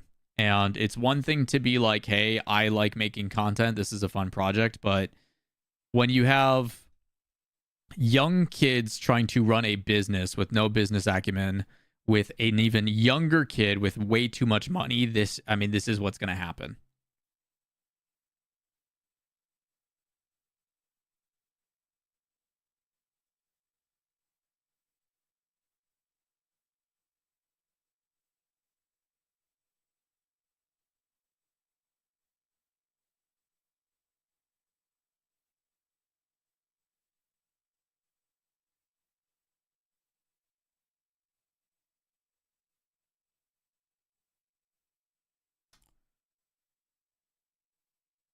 Worst org in RL was G1 IMO. You also have some old ones like Fibian and shit. Yeah, Fibian, Mocket, poaching contracts while they still had players under contract. Like, yeah, there's a lot of orgs. Guild did some really dumb stuff. Semper, FC Barcelona. Like, yeah, there's been some really bad ones, but this one probably had the most controversy between them and G1 being like, hey, we're not paying people. EG, yeah, EG's a shitstorm too. Yeah, unfortunately, it's more often than not that this stuff happens. It's terrible, dude. Can you give a little summary of the Clarity vid? Didn't have time to watch it yet. TLDR, 2 children start esports org, don't know what they're doing, spend money, not qualified, sign people, try to be transparent, put people on blast, don't actually, again, it's just it's 2 people who don't know what they're doing, who are being funded with way too much money, get into a pyramid scheme, an MLM, and just make bad decision after bad decision after bad decision. One of them has disappeared. The other one is now running and gone back to Spate. Got a link to vid? Oh, no, sorry. Hold on. Midway through Rocket League's...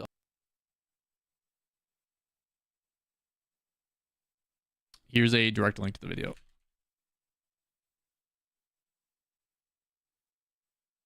So bad, dude. Ugh.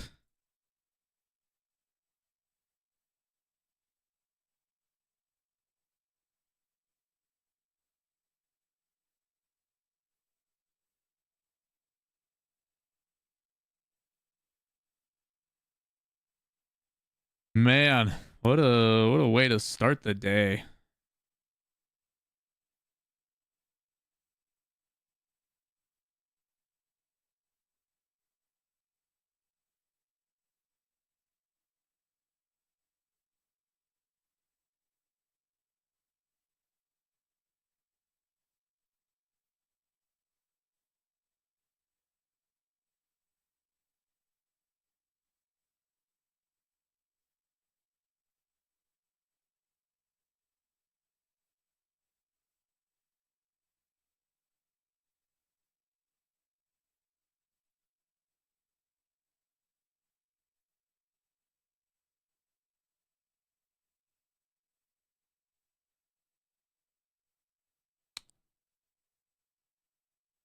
Sounds good, J-Pin. It's a long one, dude.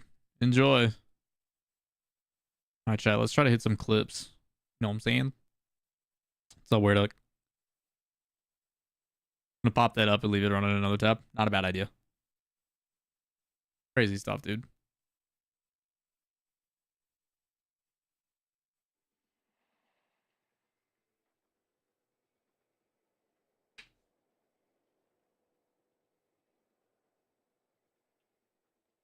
Oh boy, oh boy. Chat, how's your day going otherwise?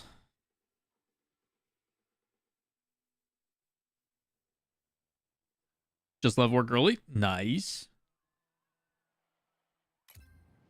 Make some good stuff. Yeah, Moldy's got some good videos, man. What's my max bench? I don't really aim for PR, if I'm being honest. What's up, Kron? How's your day going? Waiting for Summer Games Fest. Oh shit, that is right. That's happening, isn't it? Now that we don't have E3, big sad.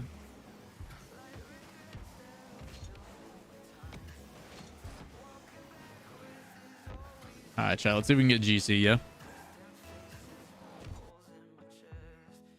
It's all about max 3-4 bench. I don't bench that much. I do more calisthenics and stuff in that nature. I try to just maintain Kron, but I have no idea. Tokyo Game Show. Nice.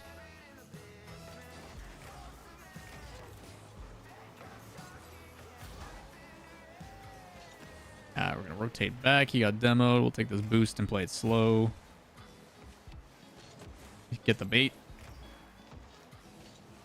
Teammates there for the follow. Let's go. Easy 1-2. Nice. Yeah, Kron, I don't know the last time I tried to go for like PRs or anything like that. I curl like 50s for my workouts. Wow, he just misses. Nice. That's about as good of a start we can get. Start of the season, remember? It's rough out there. Yeah, I agree.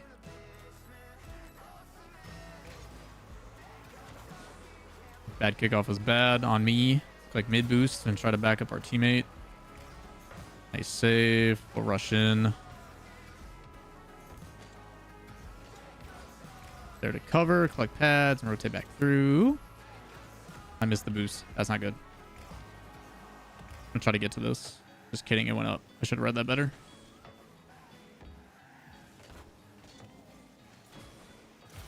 This guy's playing very aggressive, and I'm all about it. I should respawn. Oh, bad side. All good. Wait for his touch. I cut this in real aggressive. Put a shot on. Easy bins, dude.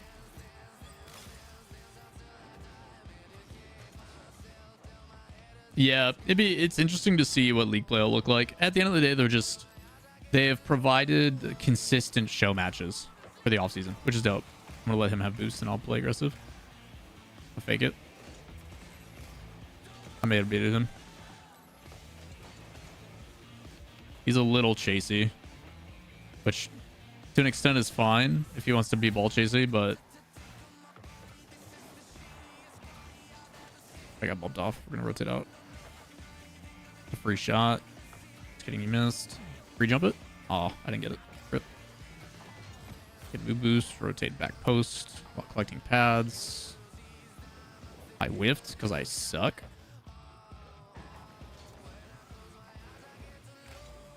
I jump didn't happen. That sucks. We'll go for it. It's free. Neutral 50. Boost. Let's put pressure on target.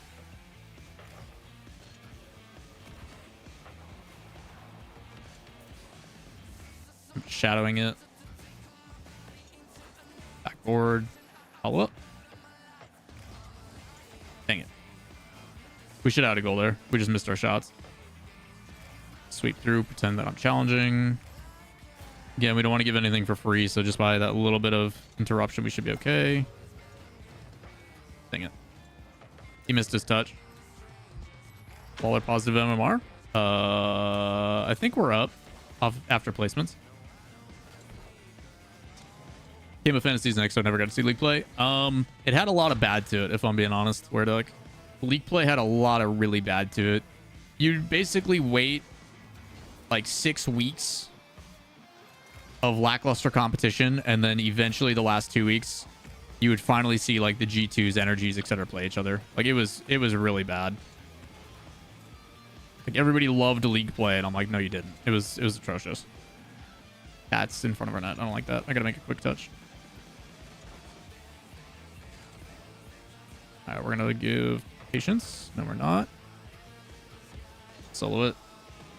I beat 2. Quick touch. He should have a free shot. Easy goal. Nice.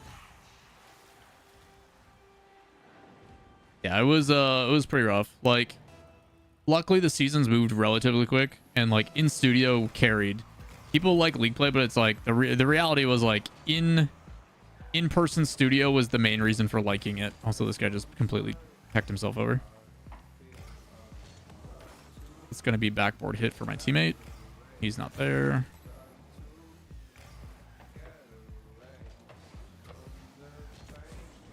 Redirect? Easy. Honestly, this G-Lock guy is not bad. We could probably party up with this dude.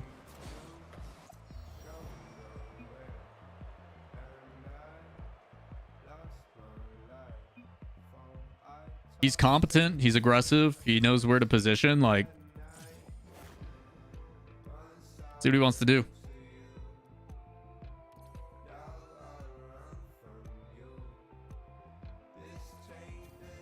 All right, let's run it.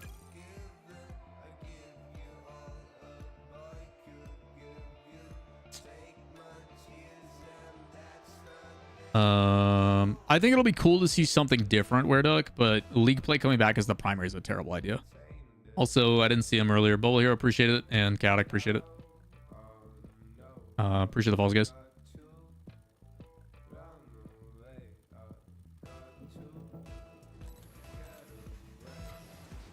Wish we had another event like Smug. We might.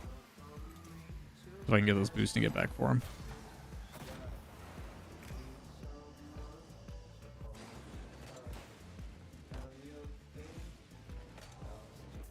League play sounds like oversaturated content. League play is great because what it does is, ironically, with your name reliable, is it makes it makes what's cool about it, like it allows teams to prepare for what's coming up, you know, like nice touch.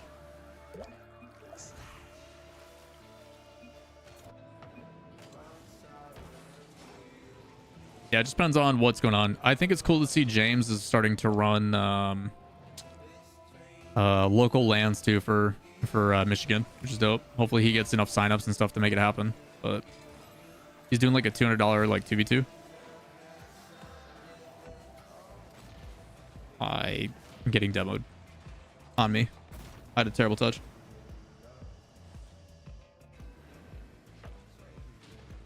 I wanted to pinch that, and I should have just dribbled with it. Big mistakes. We're also in the, I shouldn't say we, but I'm in the process of a proposal with trying to get an event as well.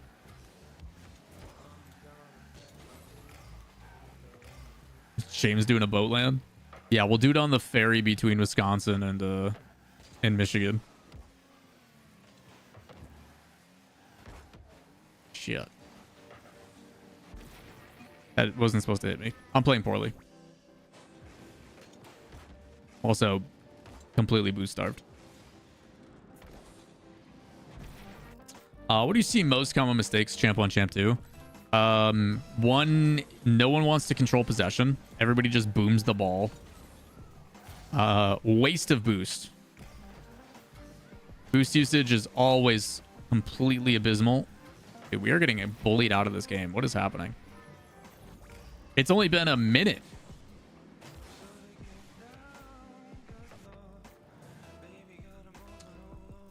What else?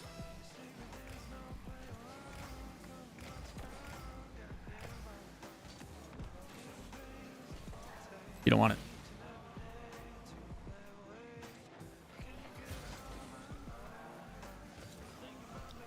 Brother-in-law is an officer. That's pretty dope. Nice. I promise I'm going to help my teammate here. I have 10 points. What am I doing?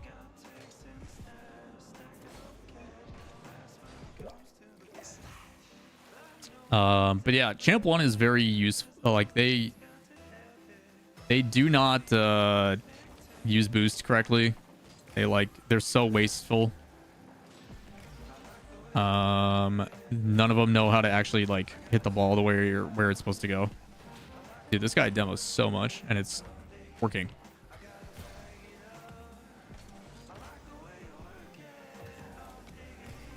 Boop. How you like me now?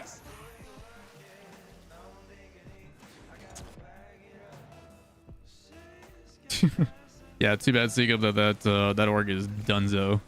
I don't think they're gonna be involved in the esports realm of things in a long time, if ever. Is that on? It is. That's just perfect placement.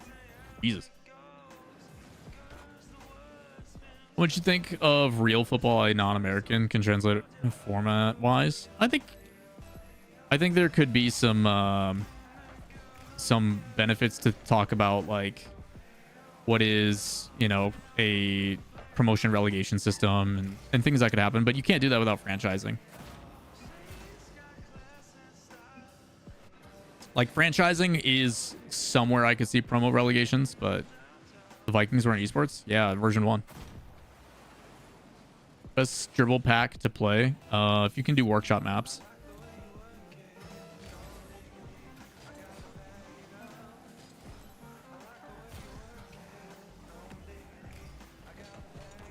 Nice. This game has been ugly and neither team deserves to win. So why not us?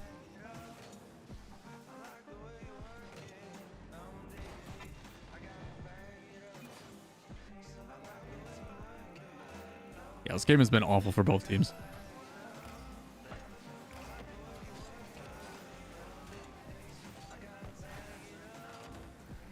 Shoot.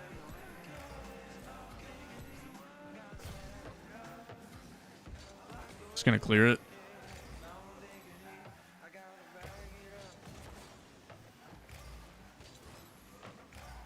Should have stayed. My first touch.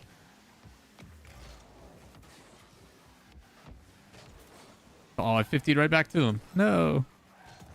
Oh, we'll get boosts over back. That's going to go chaotic. Wow, he actually got a touch on it. What a gamer.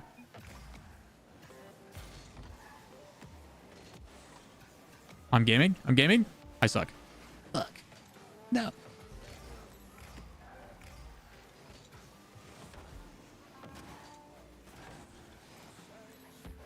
I'm in danger.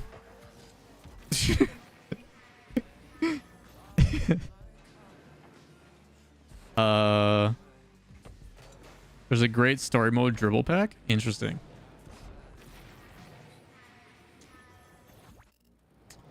I used to possession and boost usage keeps C1 and C1. What should I keep? You basically want to go in with the mentality, do not let them do something for free. Like, hey, if they're going to get possession, make them work for it.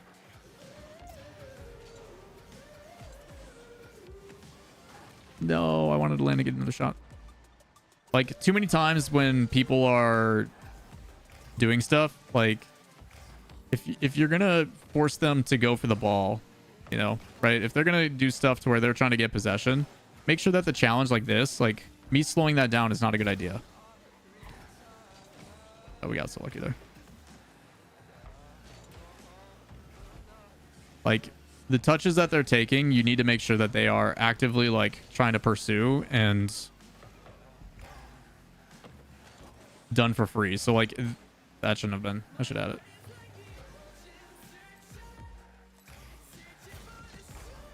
Oh, he can get the demo. I didn't get the touch. No! We've only got a minute to get 3 goals.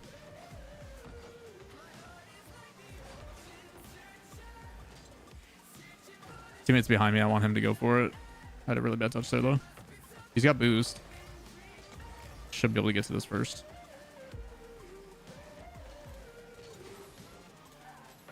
Dang it. It's probably game if I'm being honest. I got bullied. Rip.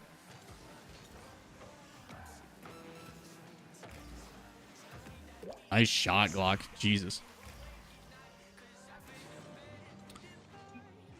But basically, Kron, if you can, your mentality needs to be, hey, if I'm going to give away this ball, rather than just hitting it downfield, why not just dribble behind it slowly until they challenge it? Because now that player on the other team is forced to go for a 50-50 or, you know, whatever it may be.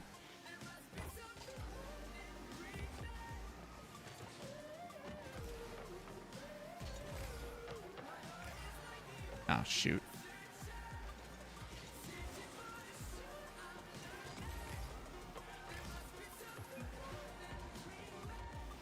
There's not enough time for us to get a goal.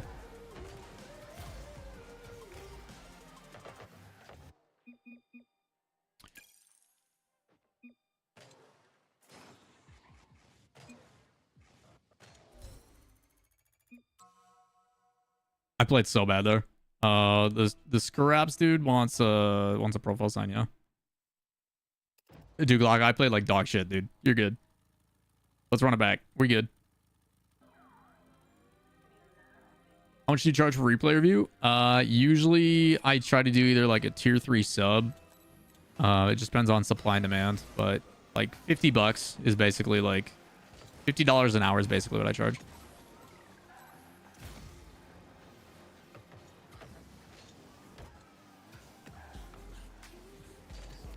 Try to get it past one. I got the boost too.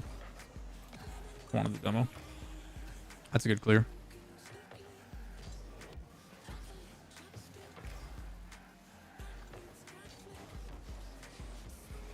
Woo. Nice. We got a 50 out of it too. Whoa. Almost hit my peak in snow day already. Nice, dude. Thanks, Joe. You bet, Crown. Restore who? There's a video that came out today from Claverity that is not good. Oh, shoot.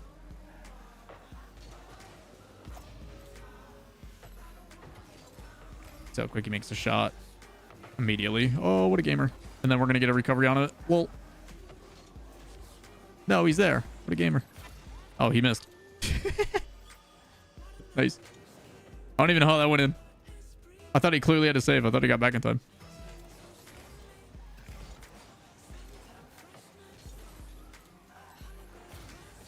no. Play behind. All right, we're gonna blast this on target. High.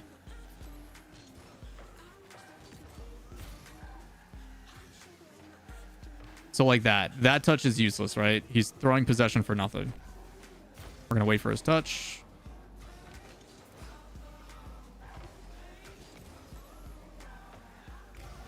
Free jump. Yeah, we should get one more with Glock. Oh, he can't get to it in time. He has no boost. Well, they cleared it towards their own net. So for them in this circumstance, right now they're on defense, minimal boost, and throwing back into us. Like that touch from Glock is not the ones that he wants to go for, right? Like cross field.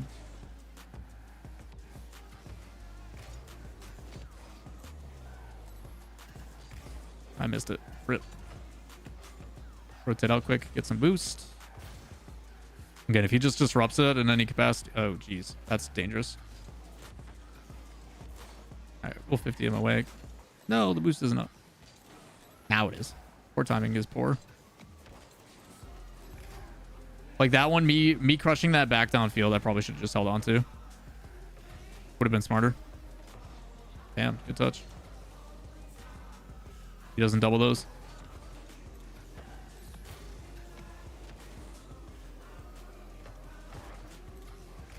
Take their boost. I also should look for demos on that rotation too. I was just gonna play backboard. I can't get to that. He's probably gonna. So smart on him for controlling that.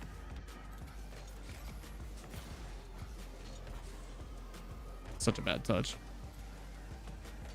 I wanted the demo there. He's low boost too. Good. One more.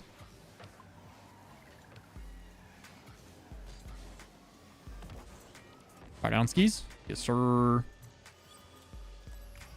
I'll watch him for you. Thanks, Io.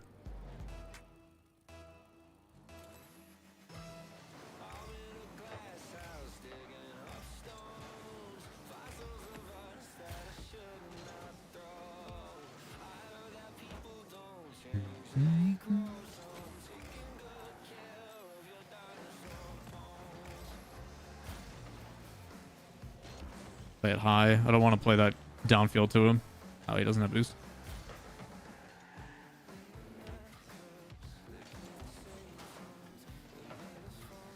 My recovery was terrible, but it's better than his. Yes, sir. Good sweep through by his teammate to get that boost. He's got one touch. Gets beat. Nice. We'll collect pads. Denies boost this whole side. Forces touch. Dang. Take their boosts in the corner. Just play it high. Take clear. We'll go for it. Take the boost in the corner. And I'm going to apply pressure while my teammate tries to respawn. And we're good. We got possession. They get nothing out of it. We're killing it. Oh, he almost had that. That would have been sick. Soft touch. That comes straight down. Nice save. I need to get this boost. Dang. Nice. So like again, we're both low boost, and the issue with us just banging it downfield, right, is now we get nothing out of it. And I hesitated. That's on me. I didn't carry any momentum into that challenge. Best player in RL right now? Ooh. I think BMO's doing pretty dang well.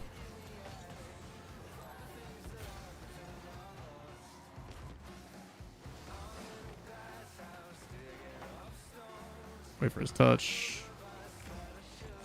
That would have been another goal. GG. Way to get it back. Much better game.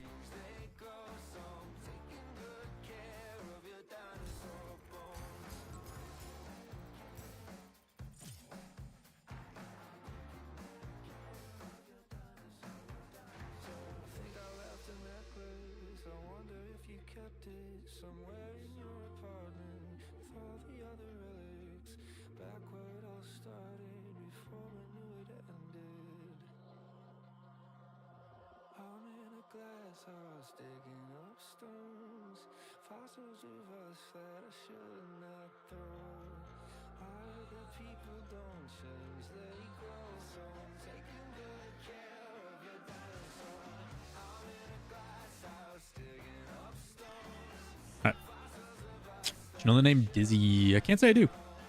Guess I can't wait for a YouTube video on it. Can't seem to find a video. What platform did it release on? Or they already took it down. It was that bad. What video?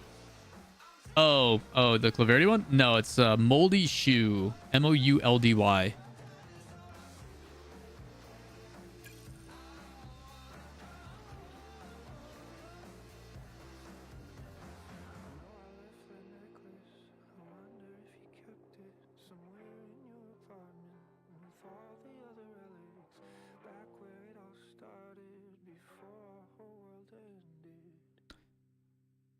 Snow Day ran into someone with RLCS X Elite tag.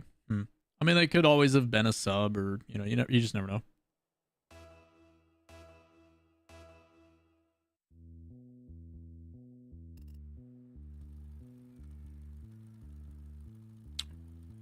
Oh shoot, he's got a Smurf.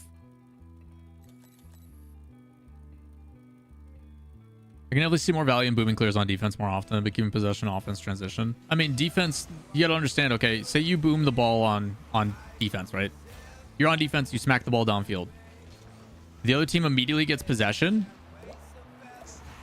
and then it comes right back at you. So you get, what, half a second of alleviation?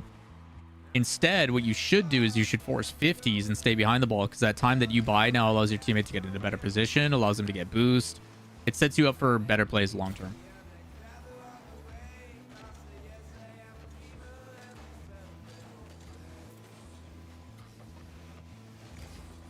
Yeah, that guy's probably not actual, 1200, whatever he says he is.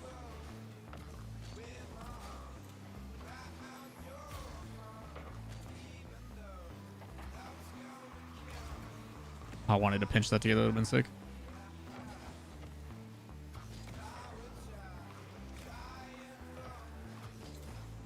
Here, to go for a demo. I'm gonna boom this. I wish I would have saw if he had boost or not, so he could have transitioned.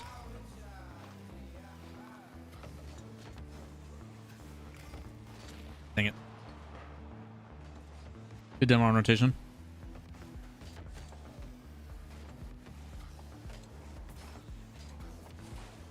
Oh shit. Sorry, Glock. High pop. Yeah, alright. Get boost. Should be okay.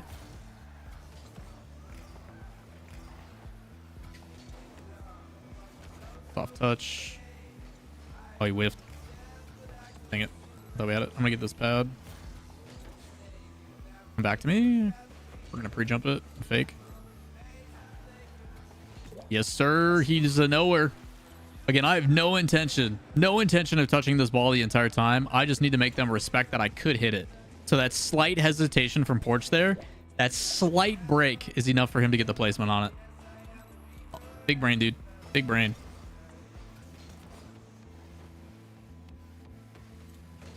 I wanted the demo. I should have just let my teammate have it. He had boost. Nice. Good save. So I'm going to play this aggressive. Just so it makes it easy for them to expend their touch for him. Notice how he plays that slow. He forces challenges, chat. That's all we're looking for. I'll let him get mid boost. Take Chal, go for demo.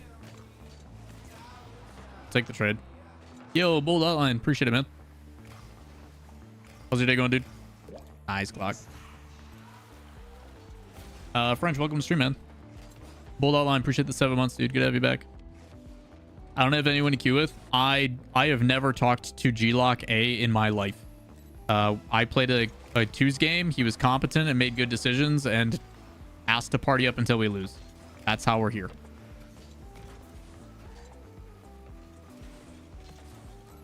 I'm gonna fake this.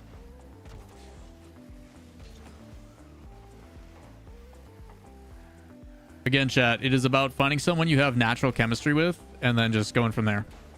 Dang. At least, oh, he got the boost too. What a gamer. He's got one more? Yeah, he does. That's our guy. I'm gonna stay patient. He's gonna pre-jump it. Close one. Soft touch. Take the boost again.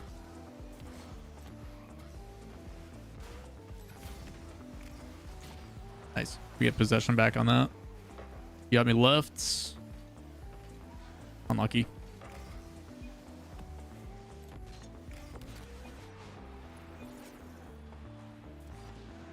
Lawler handing out dating advice here. I mean, if you need it, what do you want? What issues are you having?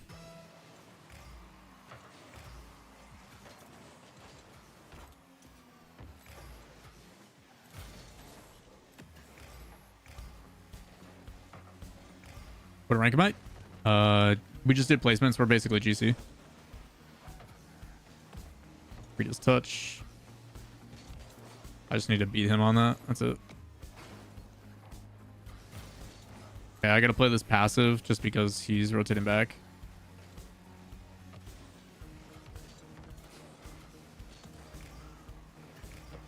Right to me. He actually murdered his own teammate on accident. Oh shit.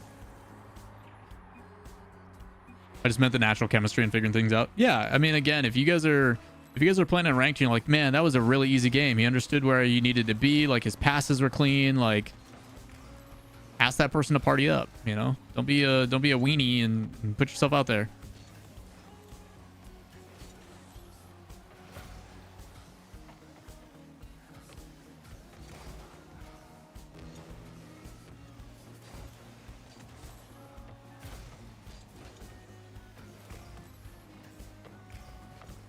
Uh-oh. Nice. Yeah, we're gonna follow path, like paths. Can we shove that mid?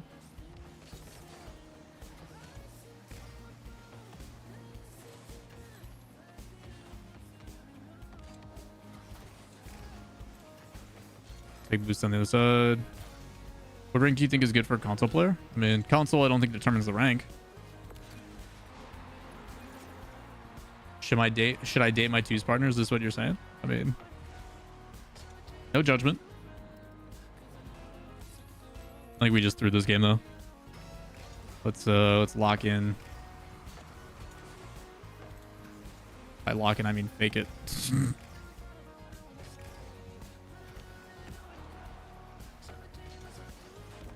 I gotta play this carefully. Dang it. That was not what I wanted. Great touch.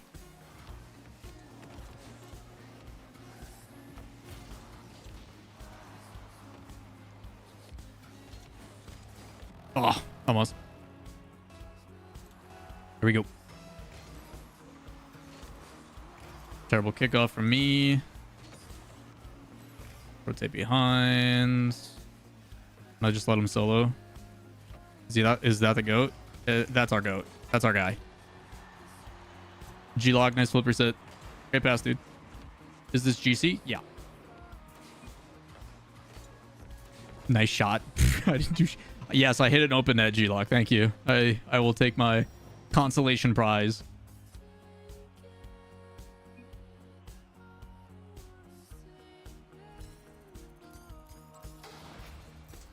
See any upsets happening around at London? It depends on what you consider an upset, but there's a couple of those in between matches that are pretty close. 2 GCs.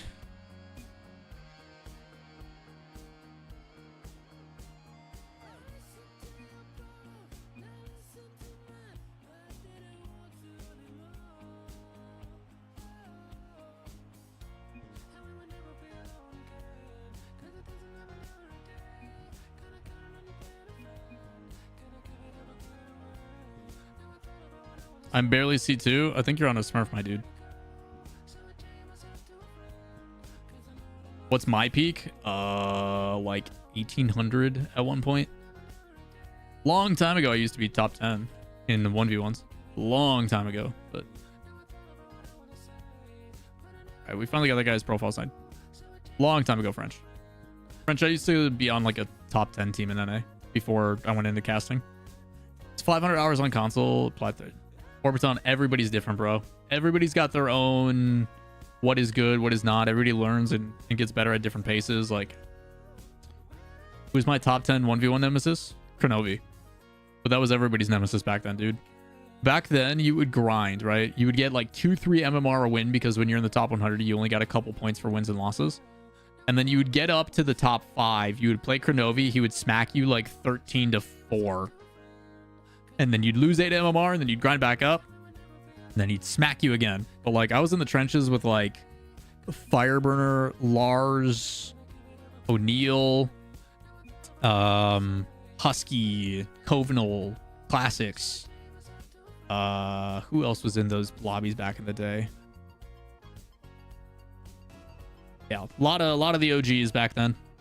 Austin, Ample, Sad Jr., yeah, Pashy, Mike Rules, DeBoer and his brother. A lot of really good players back then, dude. Who was your best duos partner? Lars. Lars and I used to run the twos leaderboard. I'm passing.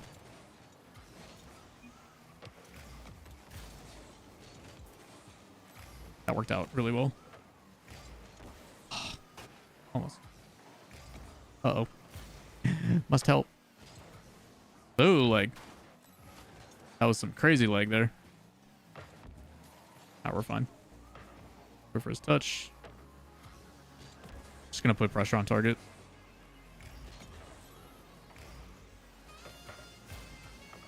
I feel when your teammate leaves you the boost. What are you doing, Andy? What's the plan?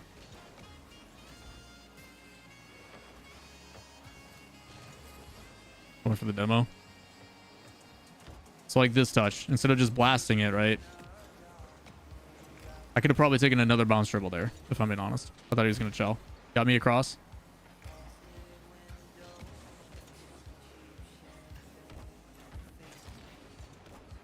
All right.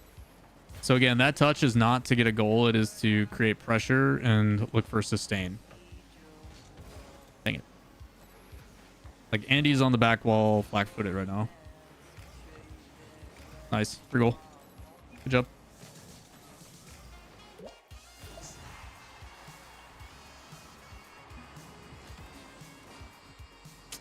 Why did I fall off? I stopped playing.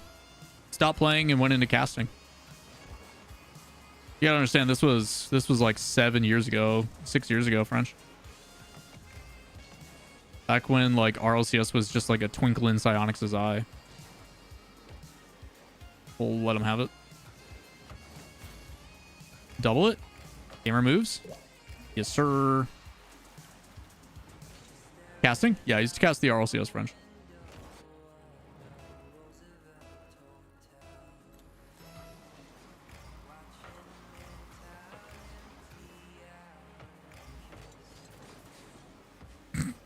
Nice.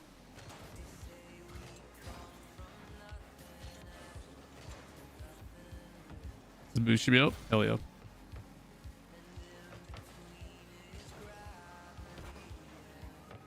don't know how much boost Andy has, but we're going to demo him for it. No, he jumped at the right time.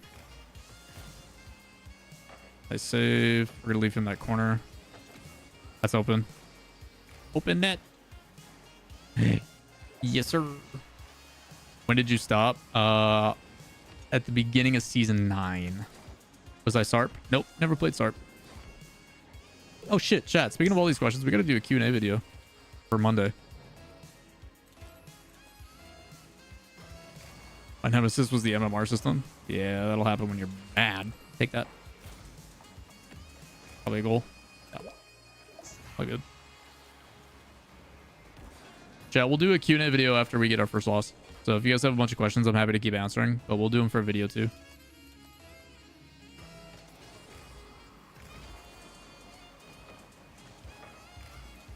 Shit.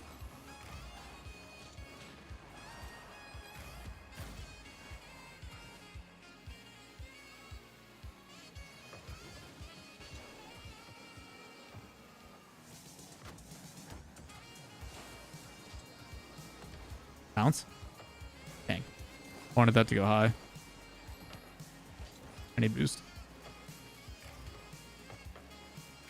We got lucky he played that sidewall. Like corner and then back to me real quick. Dang. Oh, shoot. Take the other line.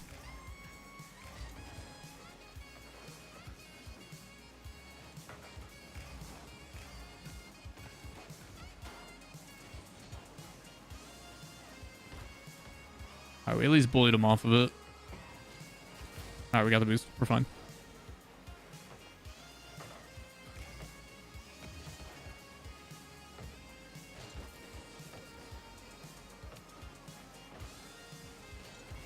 Oh, I would have went for a pinch. Would have been sick. I have time for this. Oh, I sure do. I'm gonna take all your boost, buddy.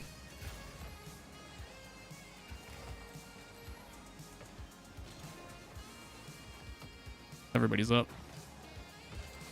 And we both have the recovery. We're a bunch of gamers. Take your time with it.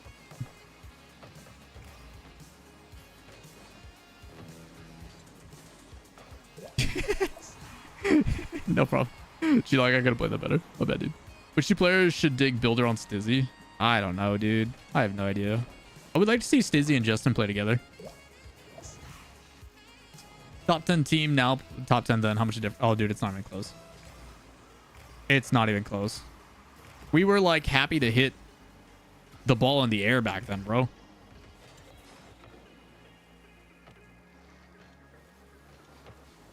Yeah, I don't know where this Yote guy went. I'm like sitting here watching this and I'm like, why did he peel off? Did he expect his teammate to hit it?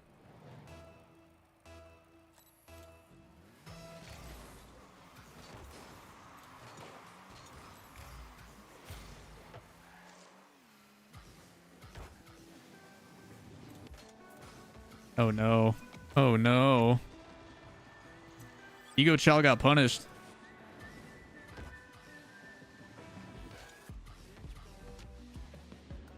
Oh, jeez. A plat now could be top 10? Probably not.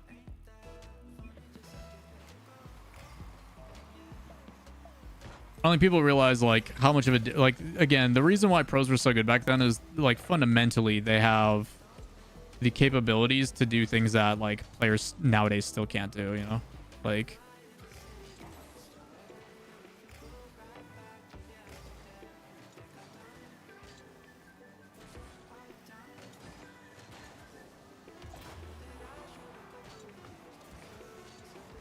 Ego Chow. That should be game. What's that plugin? Rocket Stats, I think is what it's called. Another one. Hey, I got assist for it too. Let's go.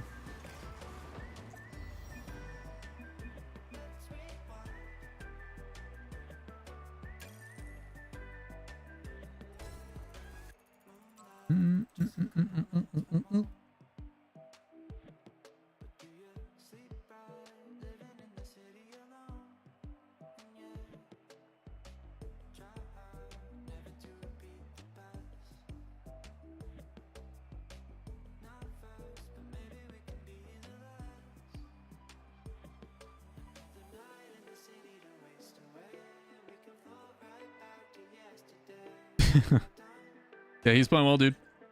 He's playing really well. When's the next RLCS tournament? RLCS will be in, what, 2 weeks in London?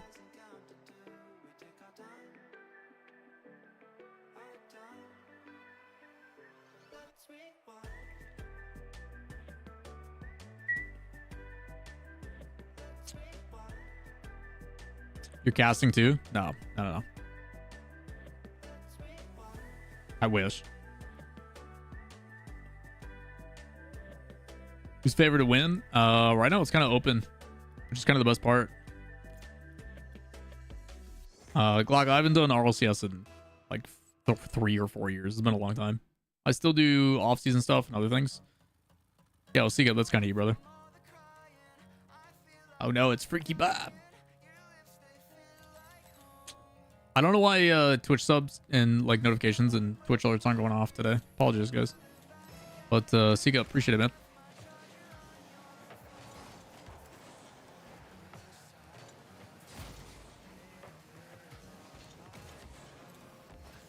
Come here.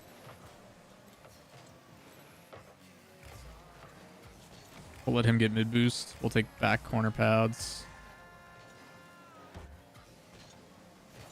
Oh, I tried to go high on it.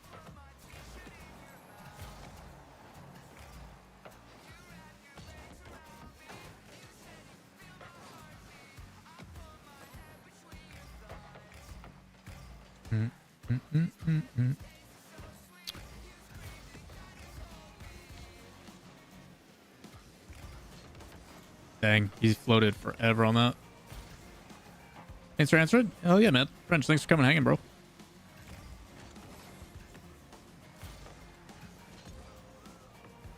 Oh, he stops it on a dime.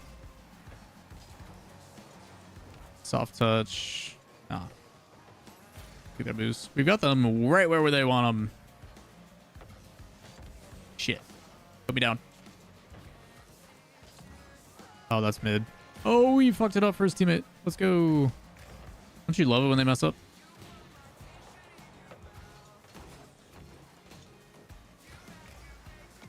Monkey, monkey, monkey. We monkeyed so hard for a free 50 there. Glock, you've got boost back here if you want. Put me down.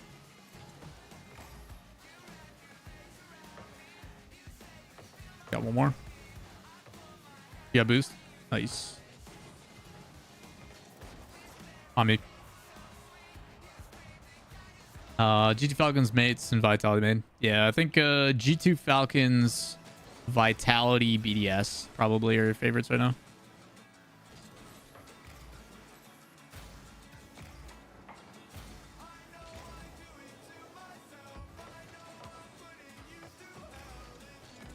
That was such a bad touch.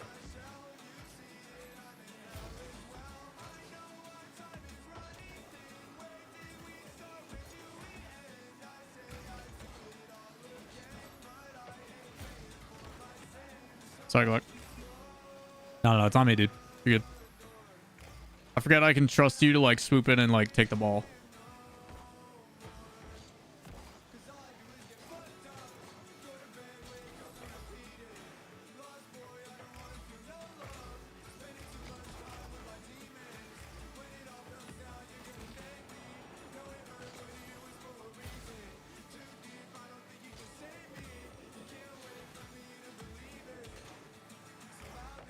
That's not good.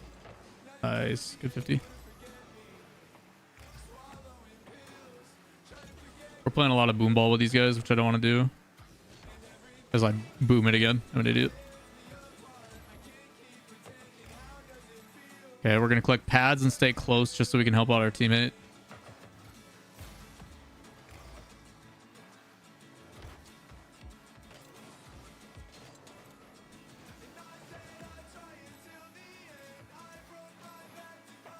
Almost.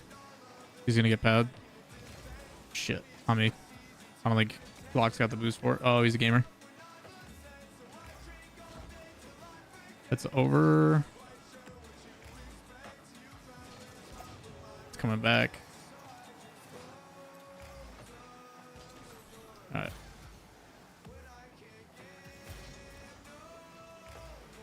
Over to me. Played it too far behind him. My bad, dude.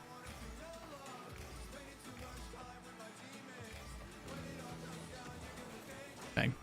Good flick. That's why offense wins. For the World Championship, I think World Championship is a really tough one to call, dude. That's just so far out.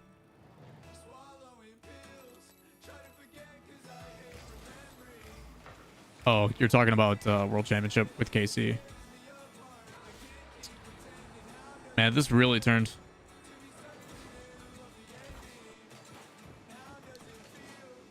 I think it's the difficult thing about GC too is like it is such a different contrast between like a good match and a bad match. Like who you get varies so much.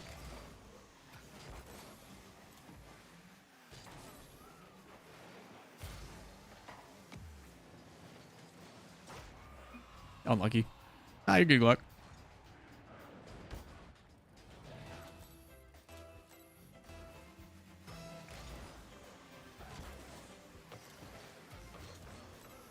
Yo, what up, Steel Toe?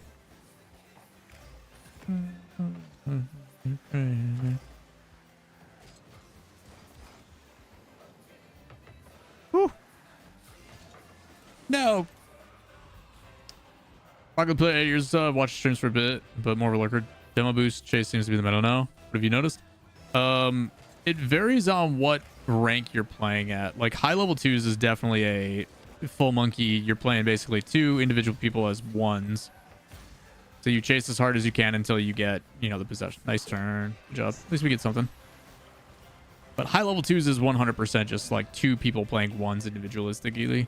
Like, hey, I'm going to play a bunch of pressure. I'm going to stay on until I'm out of boost. And then if not, I'm going to turn and let you kind of do your chance. And then we alternate who plays the ones game. Is basically how it applies. And that thing... You guys put it down. Honk.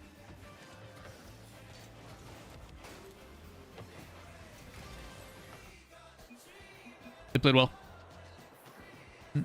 She's 2-1-2 for me. I wouldn't say it's chasing by any means, if I'm being honest.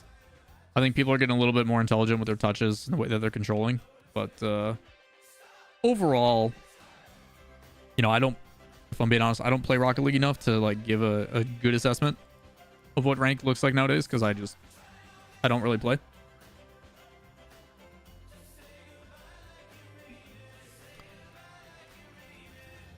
But from what I've seen, like people are doing a little bit better with possession and control touches, and approaching things a little bit more intelligently, which is good.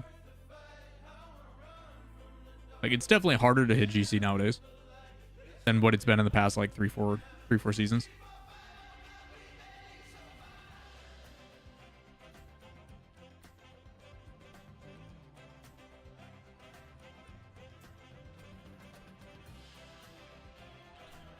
Alrighty, chat. Let's record a video for Monday.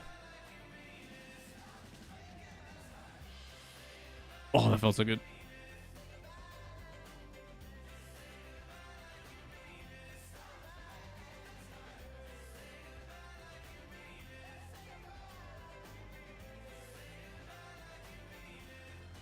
Want to run some more sometime? Yeah, stop by the stream, dude. Anytime you see me live, come by the stream, and if we're going and we're running some, hit me up.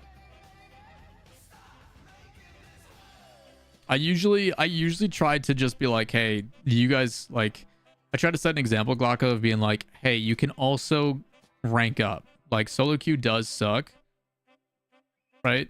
Solo queue sucks, but like, you can play, and if you find someone that like, wow, that match went well, ask for a party invite to play until they lose, and like, no harm, no foul. It's a lot easier. So I try to do that in like any of my sessions that I do, which are pretty rare nowadays, but it's all good.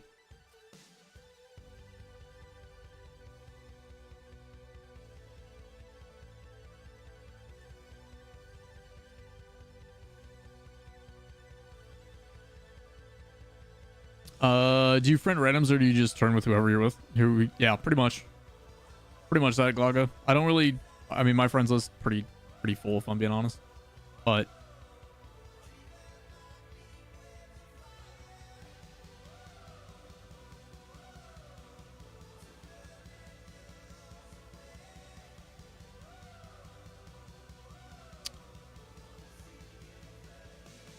show off? No, Fruited sucks. I hate that Steam has a cap.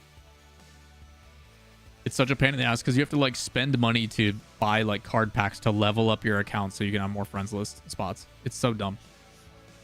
It's really annoying. Like the only reason I have people on my friends list is so I can contact them for like work purposes. Or like if we're trying to do like tournament shit, you know? Didn't know you could level them up. Yeah. So your Steam account is based upon like your collection. And you can, like, there is a website that tells you, like, buy these card packs because then you can level up your account, which will unlock, like, 5 more friend list spots and stuff. Gibbs used to do it all the time. Thanks for the game. You used to play a ton with Gibbs before, and now I finally play with you. Thanks, Game. Okay, the real question, Glocka. Who is better, me or Gibbs?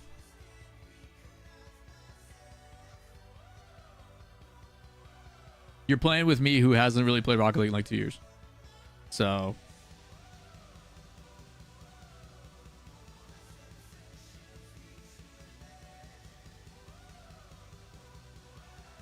What's up, Tragic?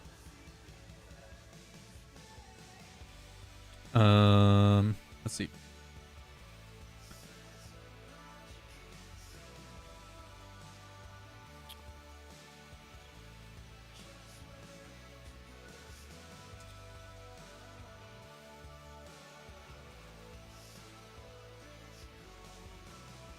How's the offseason going so far? Only like 2 major things tragic.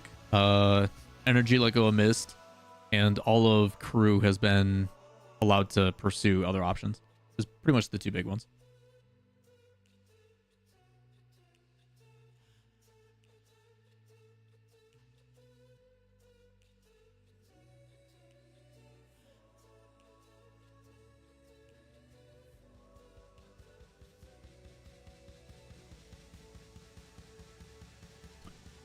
Not to be mean to Gibbs, but me and my buddy carried him a lot. No hate. Still love him. Quite honestly, I think the answer could be given V2 and 1, V2 and V2. Every time I've 1v1 Gibbs, it's been pretty convincing that I got this. But I used to be a ones main too back in the day.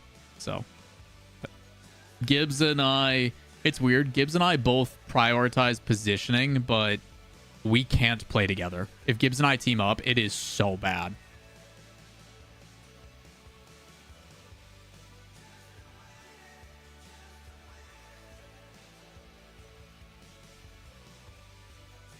What rank is Gibbs? Gibbs usually ends up in GC area. Now I want to see the team up, dude. Me and Gibbs have played 2s before, and we don't win, dude. We just don't.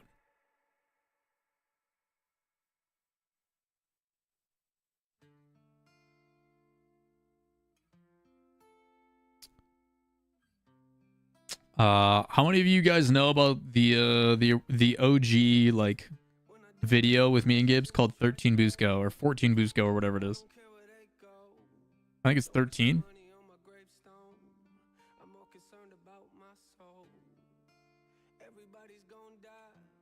Hold on.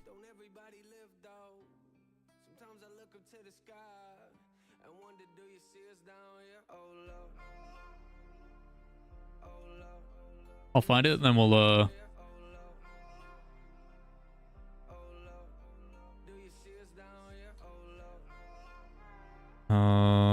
Gibbs and I had a thing. Oh yeah, here you go. This is a very old video. This was 8 years ago. This is June 1st, 2016. So we're talking legitimately 8 years ago, okay? June 1st, 2016. This is 2 months after RLCS started, okay? We're playing Joro. You guys should know Joro. Joro became a pro player for Rogue. And I don't know who Broadway is. Gibbs playing on a Paladin. So that kind of puts things into perspective. He's also wearing a Santa topper like I used to. I think we both thought about who wanted to get it, and then neither of us felt it was us. Oh, okay, he'll save it for us. 14 boost go. Yep, it worked. 14 boost. Oh yeah, it's a hot shot. Not the Paladin. And Yahoo 2K. Thank you for the I follow. watched That this goal whole was for thing. you guys. Yeah, 14 boost go, and I'm like, oh, yep, that's in. I'm not even gonna. Again, 14 boost is plenty to make that save. It's just we didn't know back then, like quick aerials and shit weren't a thing. We didn't use that stuff back then, dude. Like, game's come a long way. Realistically, if I play for the other team, great shot. But yeah.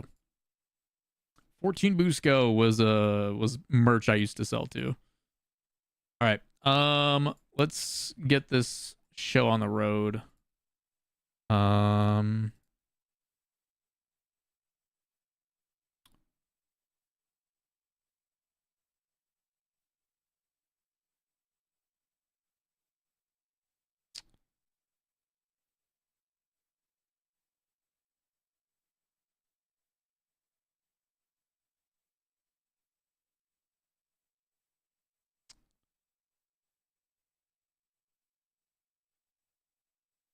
All right, I got 2 questions from the video. Let me write those down.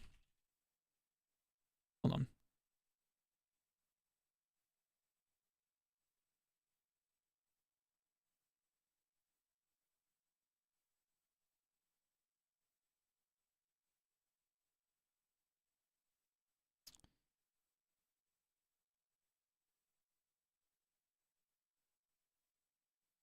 Okay, chat, we're going to do a Q&A video. What's up, Pandora? I use your website all the time. What kind of questions do we need to ask? Whatever you want. Whether it be Rocket League, whether it be about personal life, anything. I do Q&A videos for every Monday. We used to do them every Sunday, but we are switching it up.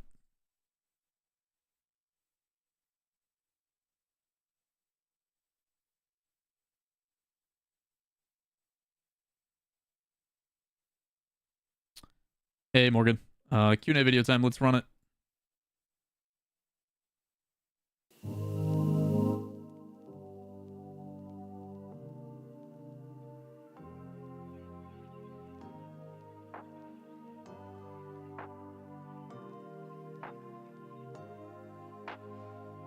Hey, how's it going, everybody? It's another Monday, which means another Q&A video presented by yours truly. Obviously, these always were my favorite videos to record in the past, so I'm excited to get these back and going again, as you guys tend to ask some pretty genuine questions, and some of you guys are mean about stuff like me driving a BMW and porcupines and stuff. If you don't know what I'm talking about, go check out last week's video. If you guys want to be involved in these, 2 easy ways to do it. 1, stop by the stream. Easy way to come hang out, ask questions. We do these live on Twitch and YouTube. Or let me know in the comments down below if I see a video or a question I really like. Those are the ones I'm going to answer. So, first and foremost, one of the questions comes in and says, which team am I rooting for in London? It's kind of weird for me to root for specific teams because I was trained throughout all of RLCS to not be biased. As long as there is 2 different teams in the grand finals, I'm happy. As long as you give me like a G2 Falcons, Gentlemates, anything that's different, I'm happy. Based upon those 2 answers, though, I think Falcons is someone I'm personally rooting for. I like the team. I like the way that they've been put together. I want to see them keep improving. I think it's good for the esport.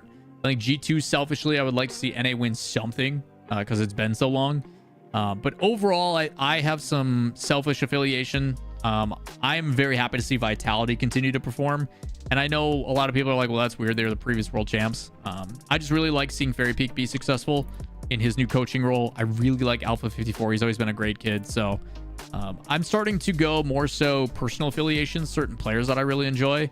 And not that there's any certain ones that I like more than others in particular, but I would like to see if I had to pick 3 teams, G2, Falcons, and Vitality. I would like to see them perform really well. And then maybe like a Gentlemates there as number 4. That's probably what I would go with. Next question comes from Tragic Upset in chat. It says, do you think G2 is good enough to win Worlds? I think it's difficult, Tragic, because historically, and the reason why I have BDS in my power rankings higher is because throughout history of Rocket League, outside of like season 1, historically we have seen NA as a collective perform pretty solid, but there is always that one EU team that peaks higher. And I don't know if that's due to a cultural thing, if it's a work ethic thing. I don't know if it's due to just the stylistic tendencies that they have. Primarily, you know, it's very pass-oriented, team-centric, aggression type styles. And G2 has definitely bodied that. But I look at how G2 played in London, right? And they needed a worldie of a performance from Daniel. Beast Mode had to pull out that X-Factor type shots. Can they do that again under pressure?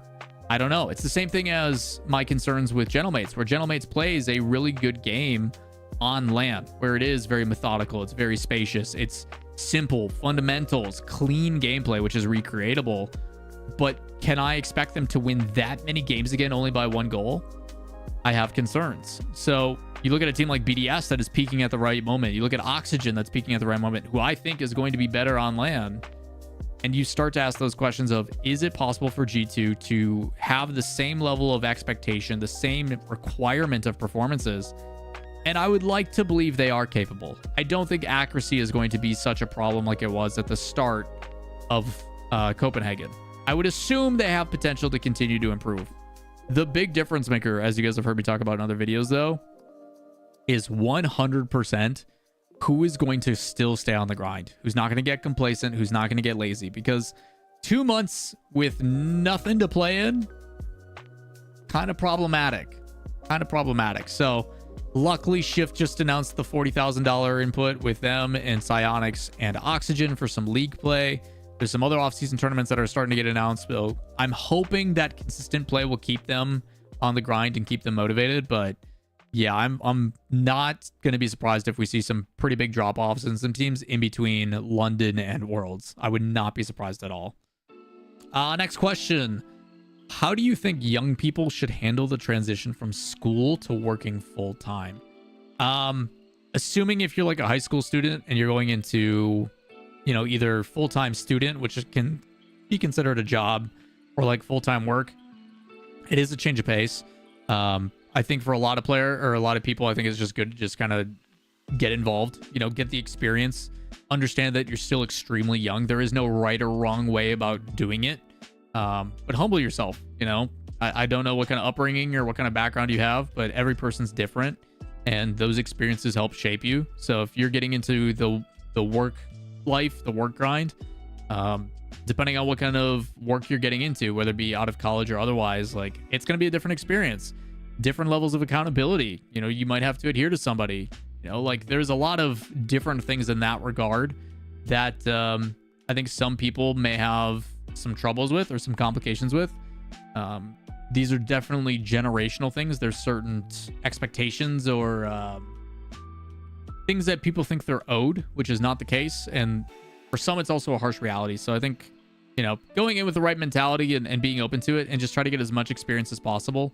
I do think it's unfortunate that a lot of jobs, it is better to job hop than it is to stay loyal with one company. So I don't know, just be open-minded, try anything and everything, and because you are young and you still have so much left to make mistakes from, don't be afraid to put time and effort into the things you really care about, your passions, your hobbies. Like, give it a shot at least, because worst case scenario, you wake up 2-3 years later, it doesn't work out, you have no regrets, and you can go about doing other stuff. So I would say follow your passions, follow your hobbies, and just try to get experience more than anything.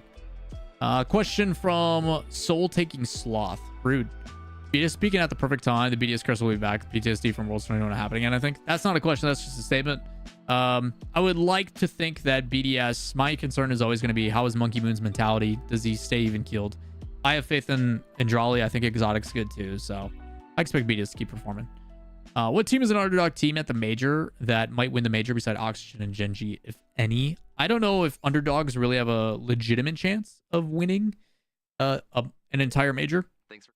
Like, majors are way too difficult for that regard, but I think my underdog in particular is Team Secret. I think Team Secret needs a lot more love and attention. I think they will play some upset on some teams, and I'm excited to watch them play. They had very similar results to M80, where they're a consistent top 8, just couldn't get past the teams in front of them, which were Complexity and Furia. And Furia, we know, is a top 8 capable team, almost top 4. So I think Secret finally proved that they are the second best team, and don't need that far of performances in order to make Worlds. So I think Team Secret is a team you should probably pay more attention to. Gen G and G2 going back and forth in NA's tourneys, who do you think holds first on the podium over the other? G2 by far, and it's not even close. I think Gen G on paper has so much potential, and I've talked about this at length, where I think Gen G is trying to get First Killer more into a general threes rotation, and he's having a hard time not just being like, give me the ball, feed me the rock. And because of that, it's going to take some time for that to develop, and I would like to assume they perform better at LAN, but objectively, G2, the worst performance they've had all year is second, and that's including international competition. So it's G2 by far. Consistency and everything else proves it. Can I tattoo you?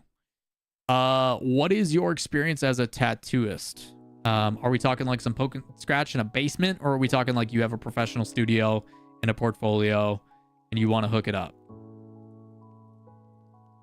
I also need to know what style you tattoo it. So maybe, if maybe is a decent answer. Do you think Two Piece and Parth split up this offseason? Honestly, Vision, I don't think that's a bad idea. I honestly think Two Piece and Parth, while they did find success towards the tail end of the season, and it was cool to see them identify what things were problematic with the new puzzle piece of Justin, and they made it work at the tail end. They looked really solid. Their offense really started to click. I don't know if the Two Piece Parth situation is similar to like Two Piece and Chronic, where the separation of them will be better for both players. Because Chronic and Two Piece just play it together all the time. They never found success. And then as soon as they split up, Chronic goes and plays extremely well for Gen G, and Two Piece does what he does with Shopify, you know? So I think it's difficult, and it's not an easy decision to make, because you look at both of those players and what happened this season, where they had some really low lows and some really high highs. Memory and the coach and the staff over there is going to have to make a pretty tough decision on what they want to do moving forward. Not going to be easy. What are your plans for content when there are only 2 lands left this year? Realistically, I want to do more gameplay. I would like to expand into some other things. I personally really enjoy other titles. I play a lot of games outside of Rocket League, and I know I would have to start a secondary channel. You also know I really like anime. You know, I like metal, and the thought of starting over sounds painful, but is something that I think I need to do. But I will tell you that gameplay shorts and stuff like that are going to be more of a focus. I need to take advantage of the only thing that Rocket League does, which is the gameplay. There's no content elsewhere outside of it. And while my gameplay is not great, I do think it is like people feel relatable with it, because it's like, hey, this person's grand champ, their mechanics are awful, but they can still hit that higher rank. Why can't I? Maybe I can learn from it. So maybe more gameplay stuff. I'm also open to your guys' considerations. What content would you guys like to see in general? It may not be Rocket League focused otherwise. Let me know in the comments down below. I would love to hear what you guys have to say. Does your tattoo have any personal meaning? All of my tattoos do. All my tattoos have some sort of association or personal meaning to them. I would say this sleeve has the least thought and meaning behind it, outside of the flowers picked are from the people that are important in my life. That's about it. So all the other ones have some pretty serious meaning behind them. Last question from Sev. Do you think Cloud9 and Moist will stay together given the good results towards the end of the year? I think it's difficult because with the Saudi stimulus money coming in, Cloud9 was incentivized to pick up a team and so on and so forth. I don't know how long those contracts extend for. Hopefully with some of these offseason tournaments now, it makes sense to keep a team around to compete in things if you are one of the higher rosters. So there is a chance that they stick for that reason. But like I've said in other videos and in short form stuff, there is a lot of changes that are going to happen. Like realistically, only one team stood together last season, and it was Vitality after they won 5 events in a row, including a major and a world championship.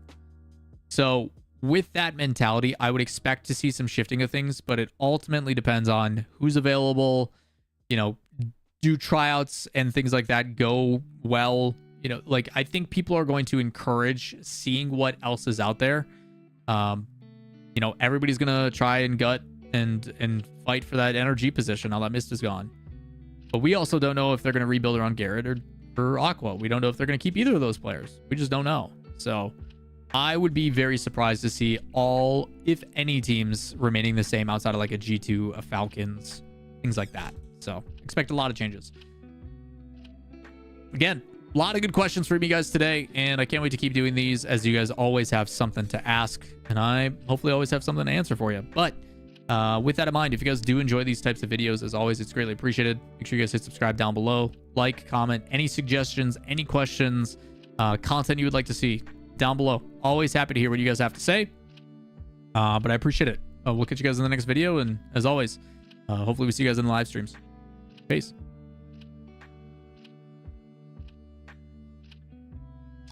An apprentice still, but I figure you're a busy guy. I've got time. Wanted to specialize in blackwork, dotwork, and geometric. Okay, that's my bread and butter, dude. That's dope though. Where are you based, and how long you been on the grind and learning? Jiva, it was a video that we covered earlier today.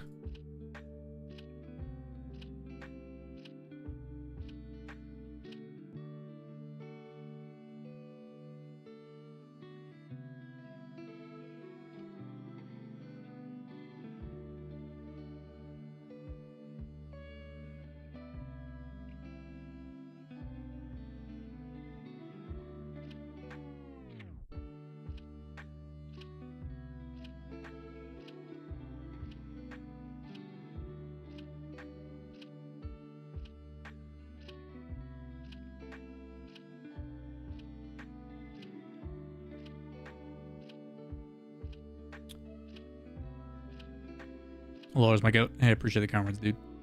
I'm from Michigan. Nice, dude. Questions? Are you ever open to playing with coaching a chat member? I don't really play with people that I don't know, because if I do with one, then I have to do with everybody. I do and will do replay analysis for people. So replay analysis, the only thing is it takes up a lot of time. Like if I review like a 1v1, 2v2, or 3v3 game of yours, one game is going to take me at least an hour. And I promise it'll be worth it and stuff. So we usually do like either like a $50 dono, tier 3 subs is what we used to do in the past.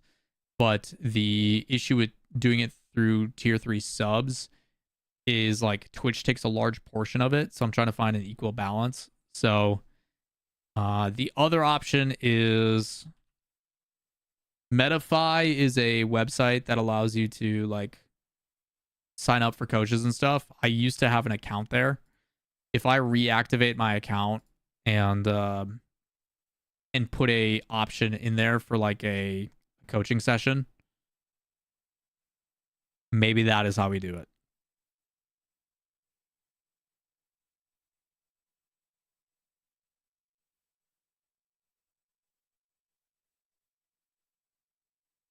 So that is something that might be the plan in the future.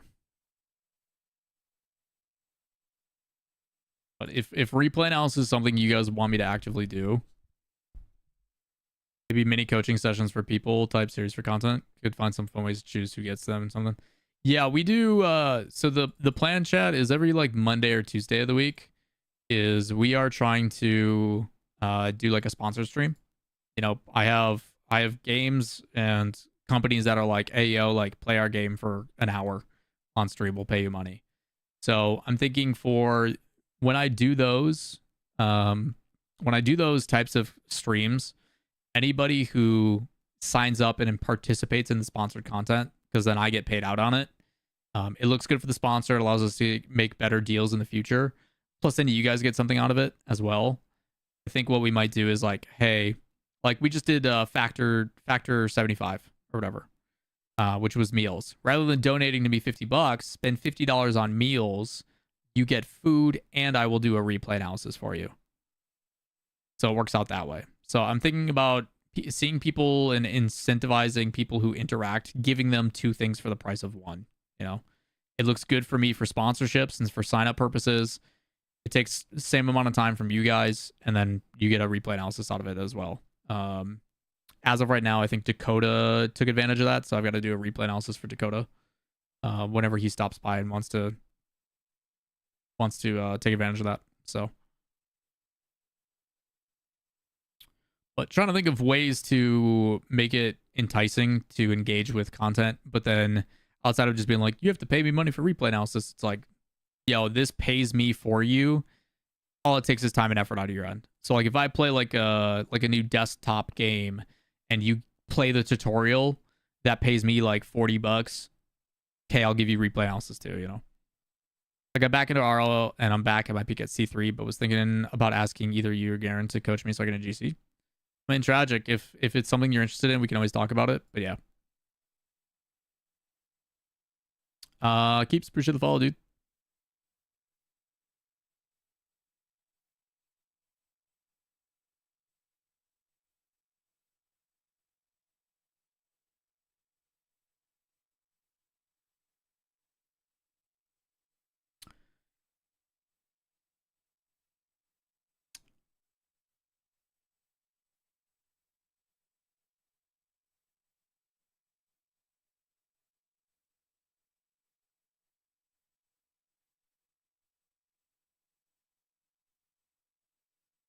Alrighty, chat. I've got a bunch of stuff to do. It's crazy that it's only 3:30 here, but I've got to get that video edited and recorded for Monday. Short form content is trying to become like a daily thing that we're doing. So make sure you guys go check out the YouTubes and stuff for those as well. I don't know if I'm streaming this weekend. I would like to, but we'll see what ends up happening. On top of that, what else we got going on? There is a chance that I don't stream Monday, Tuesday, Wednesday next week. Unfortunately, I'm headed out of town for a funeral. So I'll probably stream Monday and then drive to the location and then be gone for 2 days. So I'll keep you guys posted on that, but I'll probably stream Monday, then hit the road after. But yeah, I'll keep you guys all posted about what's going on. Appreciate it, Seth. Thank you, man. But yeah, just follow my socials to stay up to date on what the heck I got going on, whether it be YouTube or Instagram or otherwise. Like, you guys will figure it out from one of those. Discord's a really easy way to do it too. You look identical to a YouTuber named Cyrax. I've never heard of Cyrax.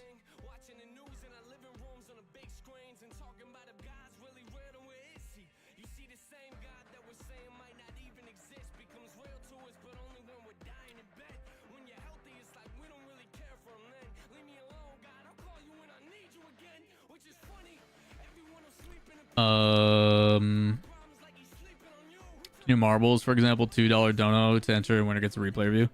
That's not a bad idea either.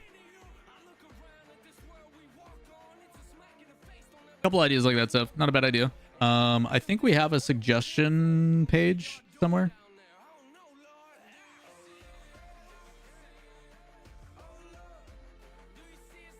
Yeah, on in my Discord, under the top where it says stream, there's questions and suggestions. Feel free to throw anything like that in there. Great way to do it.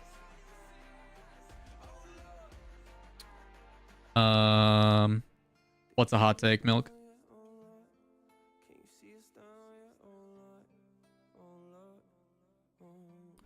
I assume this hash guy is trying to like insult me or some shit, but like, thanks for the viewership, I guess. I don't know. Polly, there's a video that came out today about Clarity. If you haven't seen it, go check out Moldy Shoe on YouTube. No, I'm being genuine. Hash, I don't believe you. If Milk is saying LAWL, that's a hot take, then thanks.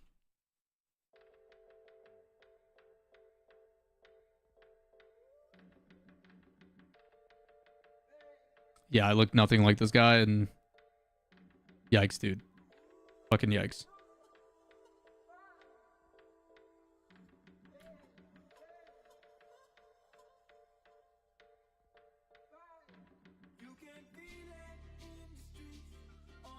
Appreciate it, Sub. I'm just kidding. Watch this, chat. I'm gonna ban you, but I'm just kidding.